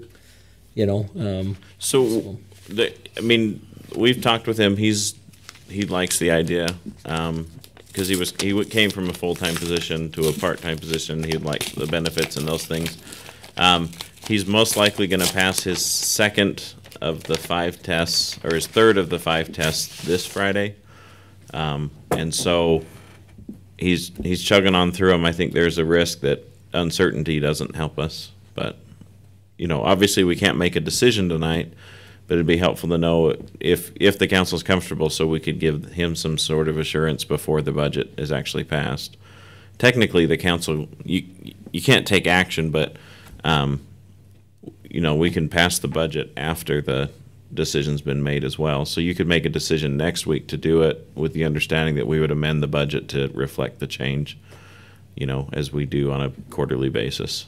What do you want from us then?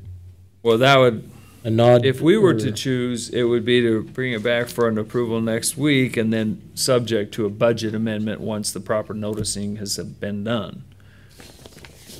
So, and Annette actually just told me that under Utah law, the recorder's making sure I know the law. Technically, the council can take action on anything that's on the agenda.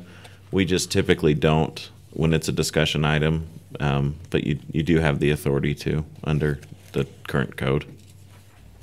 So you could make a decision tonight if you want, but that doesn't give Councilman Uri's chance for us to bring back the information that he had Well, and I asked think for. Phil, I'd like to hear Phil's Good to have thought Phil too. here, and where we've said it's going to be for discussion, there might be people out there who might have showed up had it been. A decision. We can gladly bring it back next week. So I'll just, I'm for it. I just, I think it's something that's needed and it's gonna be necessary. You can't vote anyway. It has something to do with the construction industry that you're in. You can't vote either, You have because if to anybody's a Mormon in this community. You have to abstain. You have to abstain. You're just trying to get your cronies hired by the city. Cheryl can't vote because if anybody has their No, hair I cut. can vote, and I'm in favor of it too, so you end of can't vote. discussion, yes, I can. Anything else you'd like us to study me. before we bring it back next week? Again, I they've just. asked for a Liahona or a Urim and Thummim or something like that. So Mayor, I just, we don't have to discuss it next week, but just, we need to plan for the future. And we need to see some plans that the city, the administration thinks we're gonna need to hire in the next 1 to 5 years as far as replacing those people who are gonna retire. We need to really have that in our next amendment budget, so. I agree. That needs to be done. Okay, anything else? Thank you. It's been a very good discussion. We'll prepare some more stuff and bring this back next week. Okay, discussion about Cherry Days Parade. Councilman Uri had. I just asked for it to be on the city, for just a discussion item among us. We had a pretty good deal going with the city council walking down the sides of the parade and throwing some candy out. But somehow the word that you don't throw off the floats didn't get to the rest of the parade, because by the time I finished the parade, walked back right about a little bit north of Kurtz and sat with my family. Everybody was out almost to the middle of the road. Oh my. On the east and the west side. There was it's out of hand. And I don't know what the solution is. I know that people want candy thrown, but why don't we just give them all a $1 bill and tell them to go buy some candy somewhere, It's just, what was it back down in Lehigh somewhere? A little girl got run over, throwing candy out of the truck, fell out of the truck, got run over and killed. We got to put a control on it. And I think maybe the idea is, let's have a parade and not a candy throwing contest. Well, why did it change? We had it under pretty good control when we were walking. No, but you don't have any marshals. And I brought this up to you before. I think we need marshals who throw floats out that are throwing things from the float. I have a son-in-law that's about 6'2" and about 270 pounds. And he told me, he says, I would volunteer to be a marshal in the parade if I have the authority to jerk anybody out of that parade that's not following our guidelines. And I've told you before, the best parade I've ever been to is Cheyenne Frontier Days, and they have a marshal at every intersection, and if they're not obeying the rules, they are escorted out, and they have police force guys there to help them escort it. It only takes one time, and they're out of the parade. That's exactly what we got that from you. We've talked about that with the staff. Couple things. Number one, to put the mayor and city council earlier before vehicles so that the walking will set the pace of the parade, because the parade needs to be a walking parade in order for people to distribute items walking, not from an entry. So that's one thing. The other, we're talking exactly what you brought up, Councilman Uri, to have some certain points that are just basically exit points at the parade. We're going to make it explicitly clear in the informational packet. This is no joke. Your float will be thrown out of the parade if you're observed by any of the parade marshals distributing items from the float. And we had that. We had from moving trucks. We could have had very easily what happened in Lehigh, because we had kids throwing candy off of trucks as they went, big trucks, and we, you know, I know people that doesn't go over good with the public. They want to have that candy throwing, but golly, we got to control it, or it's way out of hand. And I have a picture on my cell phone. I forgot my cell phone, but I took a picture, a couple of them, so I could show you that how far out, and it's not the little kids, it's adults going out there in the road after the candy and pushing kids down to get to it. Hey, I need that saltwater taffy, dude. Got to get it. So does everyone, I mean, in this discussion, are you comfortable with us putting a program together like that where we'll just simply throw out entries that are observed not following the distribution rules of the parade? If we make rules, it seems like we should follow them. If not, why do we make them? I agree. Because I think it would only take one time, honestly. It would be harsh, but then people would know the North Ogden Parade is serious. You can't throw candy from your float. I don't think any other parade cities are laxed in those kind of rules as far as safety is concerned. So these parades that have marshals that have thrown floats out, they've got people walking and throwing candy? I think we should have some people, that's their whole job. They don't look at the crowd, they're looking at the float entries. And if they're observed throwing candy out of the float, that's... We ought to tell them, look, here's what the rule is. If we observe you breaking the rule, you will be asked to exit the parade at the very next exit point. Well, I'm just asking if in those parades, did they have like a city council walking and throwing candy? And also, and the rules in place that floats couldn't throw? I assume that, does the Cheyenne Parade give out candy? No, okay. They don't throw anything from those deals, and they have to. They take a float out if they are so many feet behind another float. They can't be a block behind everybody, or they're asked to leave because they're slowing down the parade. And it only takes one time that they're asked to leave. The next year, they're obeying the rule. So maybe it's not reasonable to have the council throwing candy and then expect that the floats. Well, no, candy could be given out, just not from the vehicle. I understand. It would be from people who are walking. Because I personally think having candy at the parade is essential, maybe because I have young kids, but I know my kids wouldn't go to see the parade, and a lot of families wouldn't, which I guess it would thin out the number of people on Washington Boulevard. But I think it would be a mistake when parades without candy are, they're missing a big piece of it. Well, as I walked down there this year, there was a white line along the road there. If kids were out past that white line screaming for candy, I told them, no, you get behind that white line or you don't get any candy at all. We did too. And so I think, we got to train the crowd. I saw a post in maybe it was Phil. Somebody had an idea, put the police tape down. Nobody goes past this police tape to get the candy and stuff, But the big culprit was after the city council went by, walking along the edge, throwing candy. It came from everywhere. It came from the junior high school kids riding on their float or their truck bed and throwing stuff to the big trucks that came through, throwing stuff. They were just throwing them off the floats, and that's one of the rules that we've had. You don't throw it off of them. We just need to enforce it. I noticed in the Salt Lake Parade on all of their entries, if there was a float or a marching band or whatever it was, there was always somebody walking on the sides of that entry. And so if they want to do candy, then it comes from those who are walking, not strictly not on the floats. And nobody can jump on and off either. Well, all I wanted as a discussion item is I really think we need to control it. It's out of hand. And somebody's gonna get hurt, and then we're gonna have a lawsuit against the city because somebody's hurt or killed because they got in the way of a truck or. Councilman Turner? This has nothing to do with candy or speed of the parade. 2600 is going to be changed, not this 4th of July, but the next 4th of July. We need to find a new route for the parade.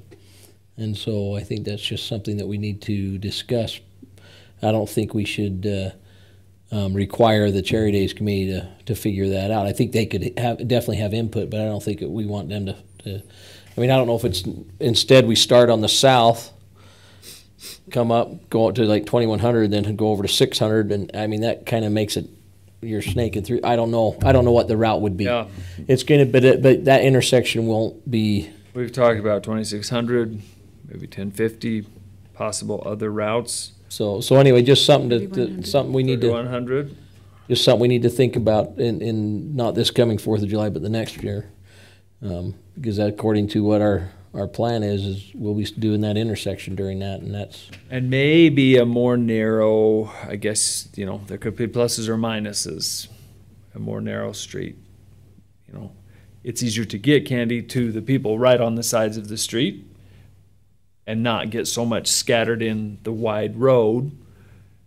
But obviously it's not a wide road, so, you know, if somebody runs out, they're closer to the vehicles. So those are things we would need to really think about too, because yeah, we've thought about that too. Maybe a new route that would allow for more people, because it's getting very crowded out there. There's a lot of complaints about it's, you know, the route is too short, there's too many people in the route that we have.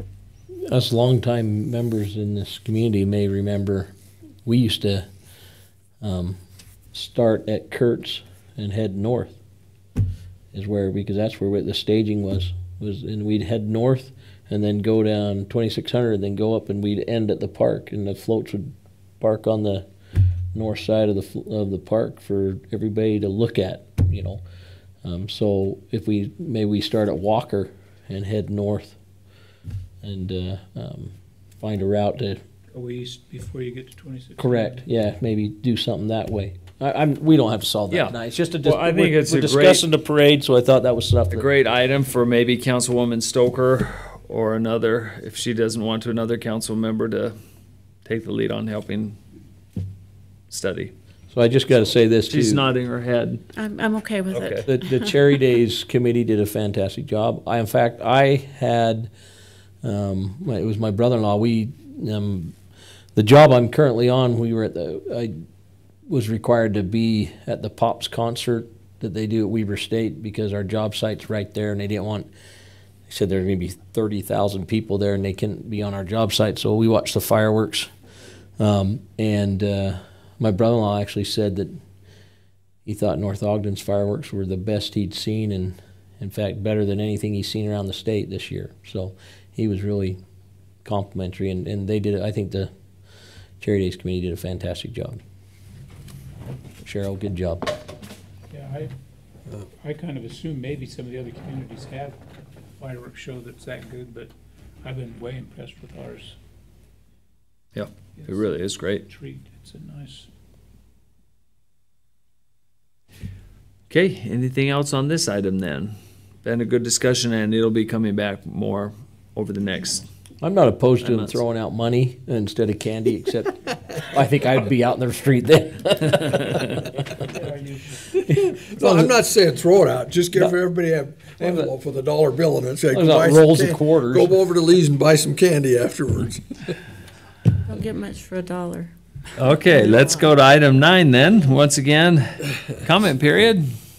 Gentlemen, is there anything you'd like to share with the City Council? No, there is. Welcome, Mr. Arrington. Unfortunately, from my standpoint, Jack Arrington, 254 East, 2900 North. I've had a prior commitment every Tuesday night for 2 years that I don't have anymore, so I haven't been able to come. But I came tonight, first of all, because of the subdivisions that you're discussing. There's one going on in my neighborhood. I don't even know what it's called.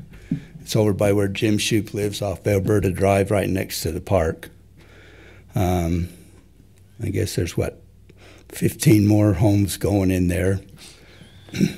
And I know some of my neighbors across the street were affected by this, but it was, they moved a lot of dirt in that project, and a lot of it ended up in houses and on cars, and there was never any effort to minimize the dust from that. There was never any water, anything, and they moved one whole hill from the west to the east to move it out. Anyway, it's past that point now. And I didn't know what's really going on there. I've seen the plat, Dave Powers and Rex Farron have plats that we've looked at because it's in their backyard. But anyway, that just happens because the people that owned it sold the property. There's nothing to do about it except maybe monitor how they handle the neighborhood. It was really, really bad. I'm not kidding you. And they moved that dirt for probably every day for a week. There was so much of it, and it was just all day long. Dust all over and in everything. And anyway, that's what I really came to look at. But your discussion tonight, I have a couple other issues. I heard you talking about a new full-time position and a person that you have for that. And I don't know if you have regulations where you have to advertise full-time positions. You're talking tonight, well, this guy's this and we want him in everything, but I'm not sure that you can say right now that is the person that you're going to have. Because in my estimation, because you're a public entity, you have to advertise full-time positions and interview for them and all that sort of stuff. So before you go off promising it to somebody, I think you ought to consider what those requirements might be. And as long as you talked about Cherry Days Parade, I'm one of the announcers on that, the one up by the Baptist Church. And what you said is absolutely ridiculous. The candy situation is completely out of control. I might mention, you said there were people walking around in Salt Lake's parade. I can almost guarantee you that they do not throw candy, just like your parade. No, I know, you are right. I never saw anybody throw candy, but there was people walking alongside to control whatever. And I'm all but 100% sure of this. Ogden City doesn't allow candy to be thrown either. They stopped that years ago. But seriously, I don't know why people go stake out a place to watch the parade, because as soon as the first 2 or 3 units are down there, there's kids and adults. You can't even see the parade. So, to me, parades are not candy, but look at the number of people that go to Ogden City and Salt Lake, and they don't throw candy. People go to watch the parade. And anyway, just my comment from being one of the announcers up there, that I know that, I know down where you said it was a problem, it's a problem halfway down, half a block from where it starts. That's the problem. So I know you probably won't consider having a no candy thing, but I'm saying that there are parades that don't have candy. And one other thing, I like the discussion you had about people keeping the rules, because I know of parades where people, because they didn't keep up, they say you got to have this much of a gap. If it expands like that, I've seen people pull out of the parade because they wouldn't maintain their position.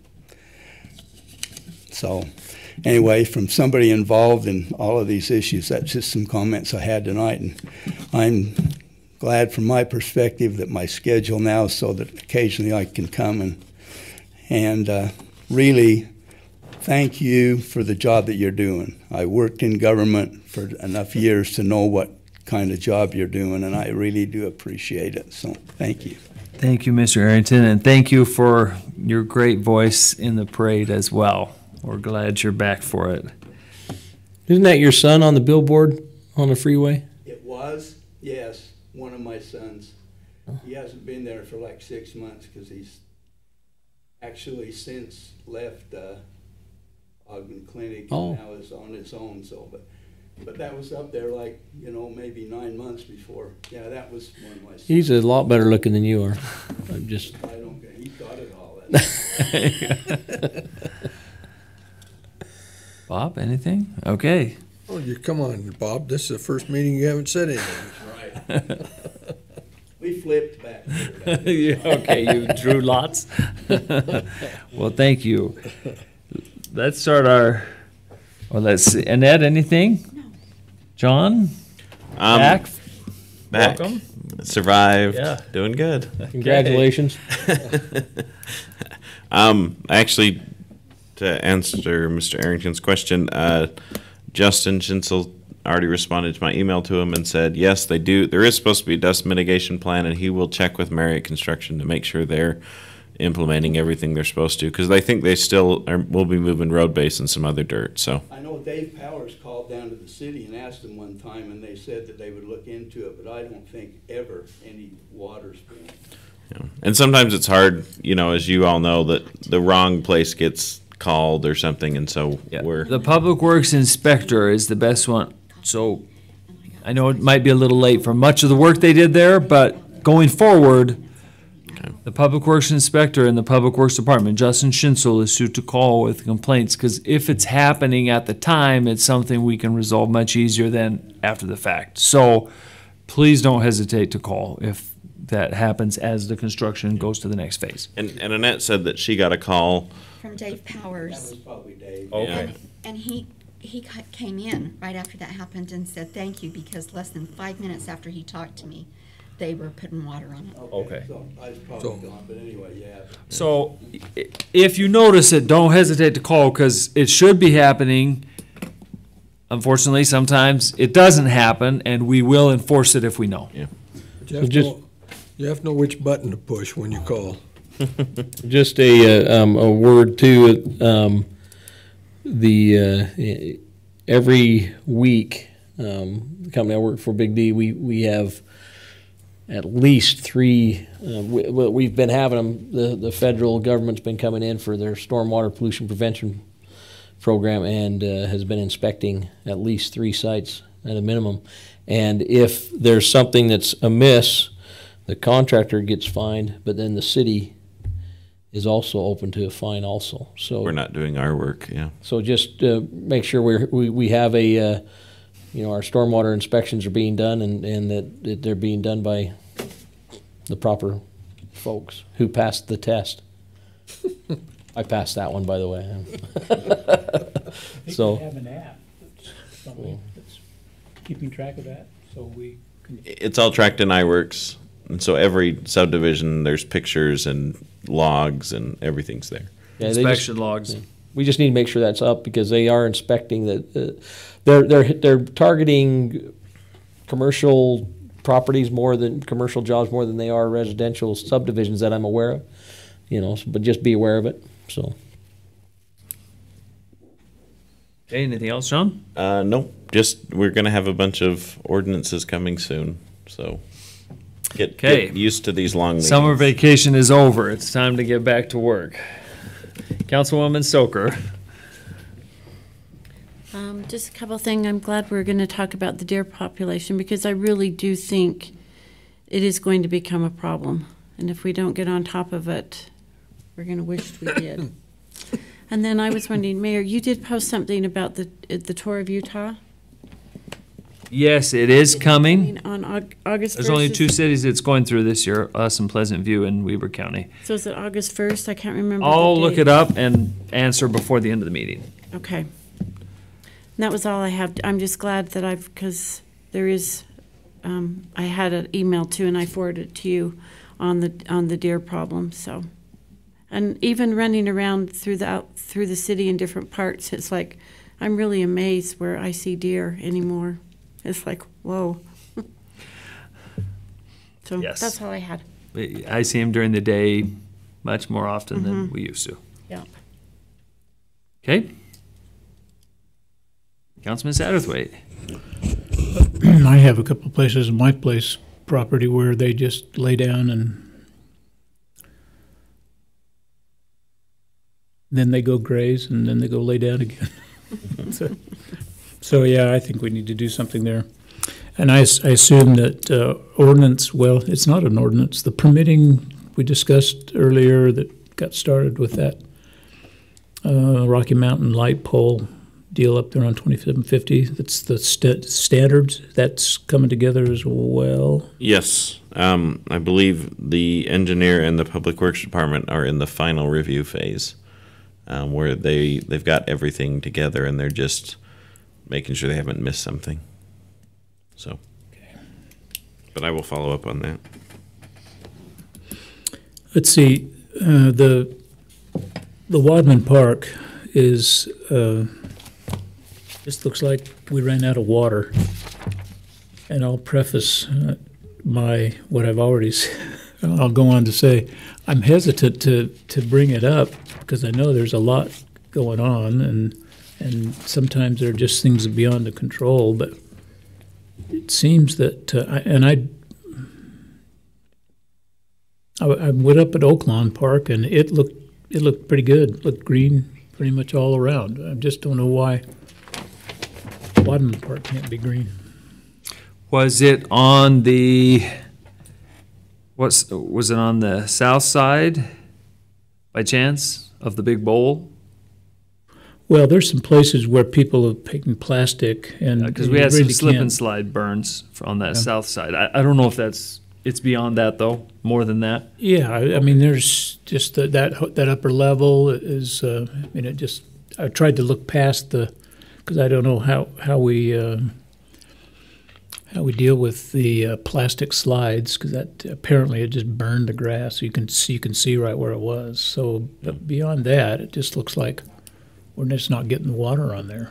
So apparently, Annette's already talked with Parks about it, and with our sprinklers, with how far those shoot at some of our parks, if the wind picks up, it just blows it all away, and so the water doesn't actually hit the ground, and so that causes part of it. So especially Wadman always seems to have wind, and some of the others where they're not protected by trees, they suffer a little bit during the hotter months. At least that's what Parks has told us. Okay, well, we'll ask for some more info too. Okay, that's all I have.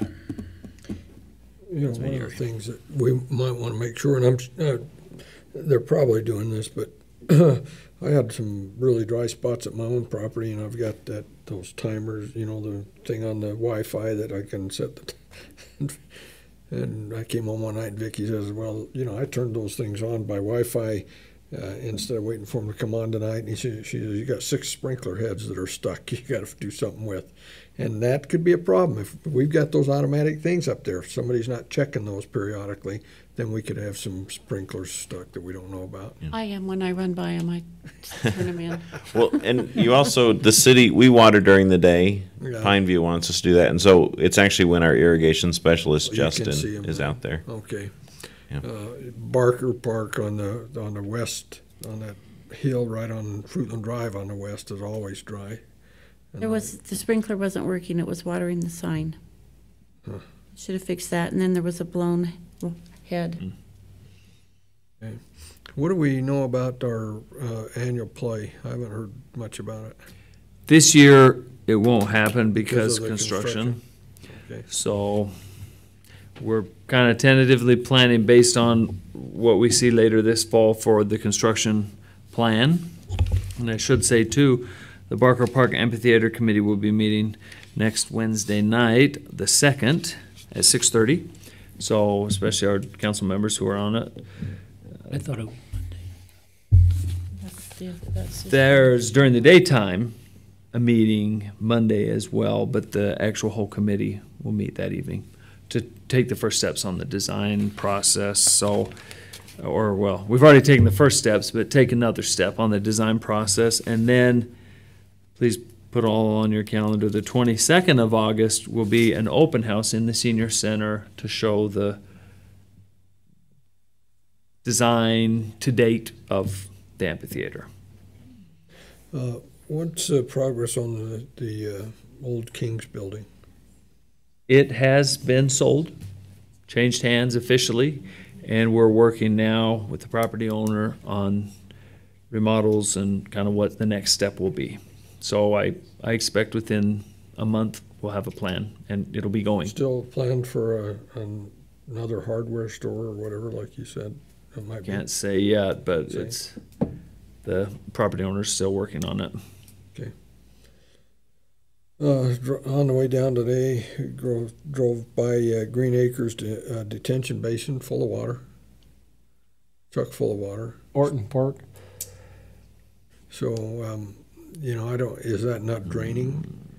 In fact, this same Ellis Reese that I talked to you about, he built a home on the corner over there and he sold it. And don't drain it. I want to take my kids kayaking. He told me when he was they called Gary and those guys had him come over there one day because his son got down in the manhole and there is no place for that water to go, really. We don't have anything. I was taken today and scrolled another one. We don't have a drainage system over there. Those pipes, he said, when his son walked up or crawled up in the pipe, and he said there's a pipe coming out but goes nowhere. So we ought to check and see what is over there. So that basin does drain into the main system and heads west. I think it heads all the way down to our Mud Creek Basin. Well, it's not draining right now. Well, because we have the gate shut, so it only allows a minimal of water through. But what we're having is there's still a ton of the springs up the mountain, including I think our city water source spring is still pumping out a lot of water because it's too. Is it turbidity? Is that the phrase? And so I think we're still discharging a bunch of water, and so it just is stopping there because that basin only allows so much through, so we don't flood anybody out downstream. Well, we probably ought to get some signs up there that say swim or kayak at your own risk. We're not responsible for drownings here. I think there's a depth that you can go to without having a lifeguard or something like that too. I think or something like that. And a fence. And a fence, yeah, and it's like 3.5 feet, I think. Yeah, something like that. It's about, the water right now is about maybe 30 inches. Yeah. In the middle. So we probably ought to have some signs there that tell them that it's their own risk. I would think. After every rainstorm, which we had one last night, it will have water. It'll be full now, just because we keep the gates closed to not flood further west, and then it will release slowly, the next day or two based on how full it got. So that's basically why, because it rained. So every time it rains, it'll have water for 12 to 36 hours after the rain. Yeah. Could we do that with ours? Put some signs up, though? I mean, I think that's, as much as that's been full this year, people have been over there swimming in it and kayaking in it. Very popular, apparently. We can talk to them. The hard thing is if you probably have to put them every so many feet. And so you're going to have them every 30 feet around every basin in the city.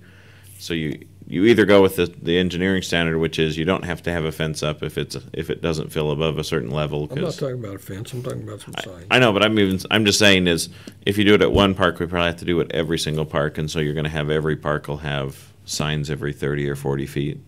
So. And I think I brought up a couple of meetings ago. Have we checked with our insurance company to see what insurance coverage we have should somebody drown there? We've been talking to our insurance company about the issues with ponds and things like that would be city owned, and so we have coverage for things that essentially the way they're designed. If they're operating the way they're designed to operate, and nothing's malfunctioning that we need to fix, then we're good. But if there's things that we know are defective and we're not maintaining them, then there's might be some liability there. But currently in the system, there's not an issue. Although, just as a side note, you should discourage anyone from sending their even grown kids into city infrastructure, manholes and stuff. That's it's actually illegal. So really? They shouldn't be tampering with any of the city. They shouldn't open a manhole. In fact, technically, you can't even open your water main or your water valve box, that's city property. The city's the only one who should open it and mess with anything down there. So just pass that along to folks. Yeah, and a set of pipes there does drain, but it's very complicated because we can drain that actually in two directions. Okay. The Green Acres Basin can take water in from several places and go out different ways, either to Mud Creek or to, I think, into the canal at that point. So there's very complicated set of pipes under there, but it can go in different ways. So it's kind of a useful. Well, and I'll just say, I'm concerned if we're gonna, if we don't have fences, we don't have signs, you know, I don't know what the cost would be to put up signs, but if we don't have those signs, it only takes one life drowning over there, and we'll wish we had some signs, because we're gonna have a lawsuit against us. Okay, so I think if we're gonna continue to do the way we are now, with letting that get 30 inches or 30 or 36 inches deep, and not do anything to warn people, then we will be liable. Well, you're saying that we will, by law, we won't be liable unless it gets to 3 feet 6 inches? No, by law says we don't have to have a fence. It doesn't say we won't be liable. Liability is always established by a court, but the detention basin's purpose is to store water, so it's a known hazard to people. Its purpose is to detain water. A retention basis is to store water. Well, after a storm, both of them will store water. I mean, temporarily. For a 24-hour period. Right. And it's more than 24 hours right now. Well, we don't limit it to 24 hours necessarily, exactly. It drains out as the people in the west can take water. The purpose of it is to detain it for 24 hours. And it's beyond that purpose right now. Okay. What's this subdivision that's going on that we approved for the sod farm? What's the name of that? Cherry Springs Villas. I've received a couple of emails from retired people that said they're very interested. When are those lots going on sale? So it won't be a year, I thought they said. Yeah, they're still and they're still working out a few issues. Okay. And it's not their issues, it's access issues. Okay, I'll just send the emails back to them and say it'll be a while. Yeah. That's it. Councilman Turner? A couple items. Chalk Festival is a month from today and tomorrow, 25th, 26th of August. So it's ramping up and plans seem to be going well, don't they, Cheryl? Mm-hmm. Any update on any of the RAND stuff? It's tied into that last item. They're working through some access issues with their neighbors. Okay. That's kind of tying up that whole site plan. Okay. Then when do you plan on starting the construction in this building? We will start demolition in the third week of August, and we hope to get the framing upstairs done within a week. So we'll pull everything out upstairs, get the rough framing in, and then have the sheetrocker in the third to fourth week. Where are you going to relocate for the residents to come? Downstairs. Okay, so everyone will go. We'll have a sign on the front door that tells everyone to go around the back to the downstairs.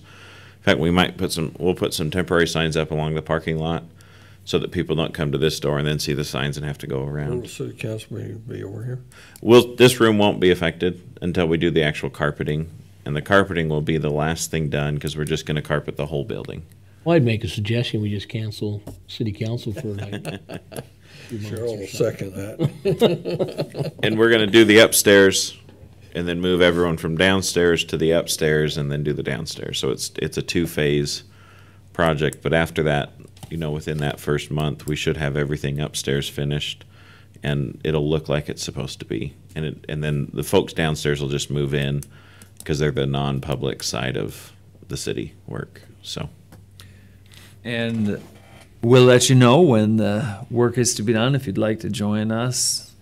Even John and I will be getting into the action to help save some money. So come on out for some demolition or some of the other Painting. low-skill tasks, other than you, Councilman Turner, but. Well, I have low skills. I have lots of low skills. Just one other question or comment too, Mayor, and I'm not against social media, but it drives me nuts that people say stuff on social media they don't have the guts to say to someone's face, and it just drives me crazy. And I appreciate the way you handle the social media and how you're out there and are willing to be out there, and the way that you do it very professionally, but not only that, the way you handle the attacks and stuff. And so I appreciate that. That's my wife tells me about it all the time, and the reason I don't do it a lot is because it drives me nuts. I'm just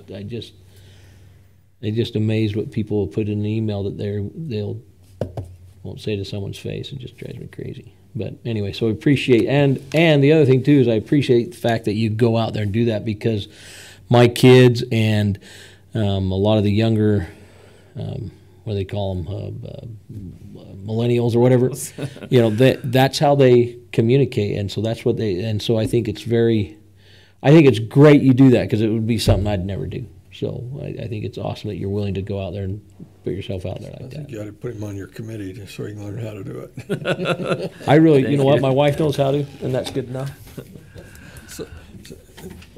I just, one other question. Where have you advertised the police thing? Yes. Okay. We're accepting applications. Then about the second week of August, we're going to be doing the interviews. I think 14th or 15th, somewhere around there. We'll get with the council members. I think I said Phil and Carl. Okay, sorry. I know we've had several assignments lately. So we'll do that and then have someone to bring to the city council. I would expect within with the background checks and things, maybe towards the end of August would kind of be our goal, about 2 weeks after the interviews, kind of depending on how those things shake out with the background checks and stuff, because we do thoroughly screen our police chief candidate after the selection committees made recommendation. So that'll be before Kevin wants to leave, right? His last day is September 1st. So that's why late August we'll have someone hired. Tour of Utah, Councilwoman Stoker had asked about that. Will be Tuesday, August 1st between 11 a.m. and 1 p.m. They will be coming the full length of 3100 North from west to east, Pleasant View through North Ogden, up over the divide. So don't have an exact time. It's kind of open as it gets closer. The Tour of Utah will have updates on their website, and we'll put something out too, but that will be next Tuesday, Tour of Utah coming through. I remember seeing it one year. Man, I can't believe how fast they're going. Yeah, it's not long. Oh my goodness. So if you're watching somewhere, it's 5 minutes at the most. So the longest part is their entourage after the bikers have gone through. all the cars with the spare tires and Gatorades. Okay, that's all I've got. We'll have a full meeting next week. Deer, impact fees, Green Acres sidewalks, city inspector. Do we have anything else we can give council a heads up what's on the agenda so far? Any other items? The property. Yeah. The sale over here? Okay. So you owe Councilman Uri an update then on the fees after this. Okay. We got any update on the other property west of the Public Works building? Nope. Nothing new. Motion to adjourn. Second. All in favor, say aye. Aye. Turn the camera off. Any opposed? Okay, it's unanimous. We're adjourned. Thank you, I everyone. bet you if we went back a year, we'd find out that 90% of the motions to adjourn are by Cheryl. Hello, Bob. Which is okay, Cheryl.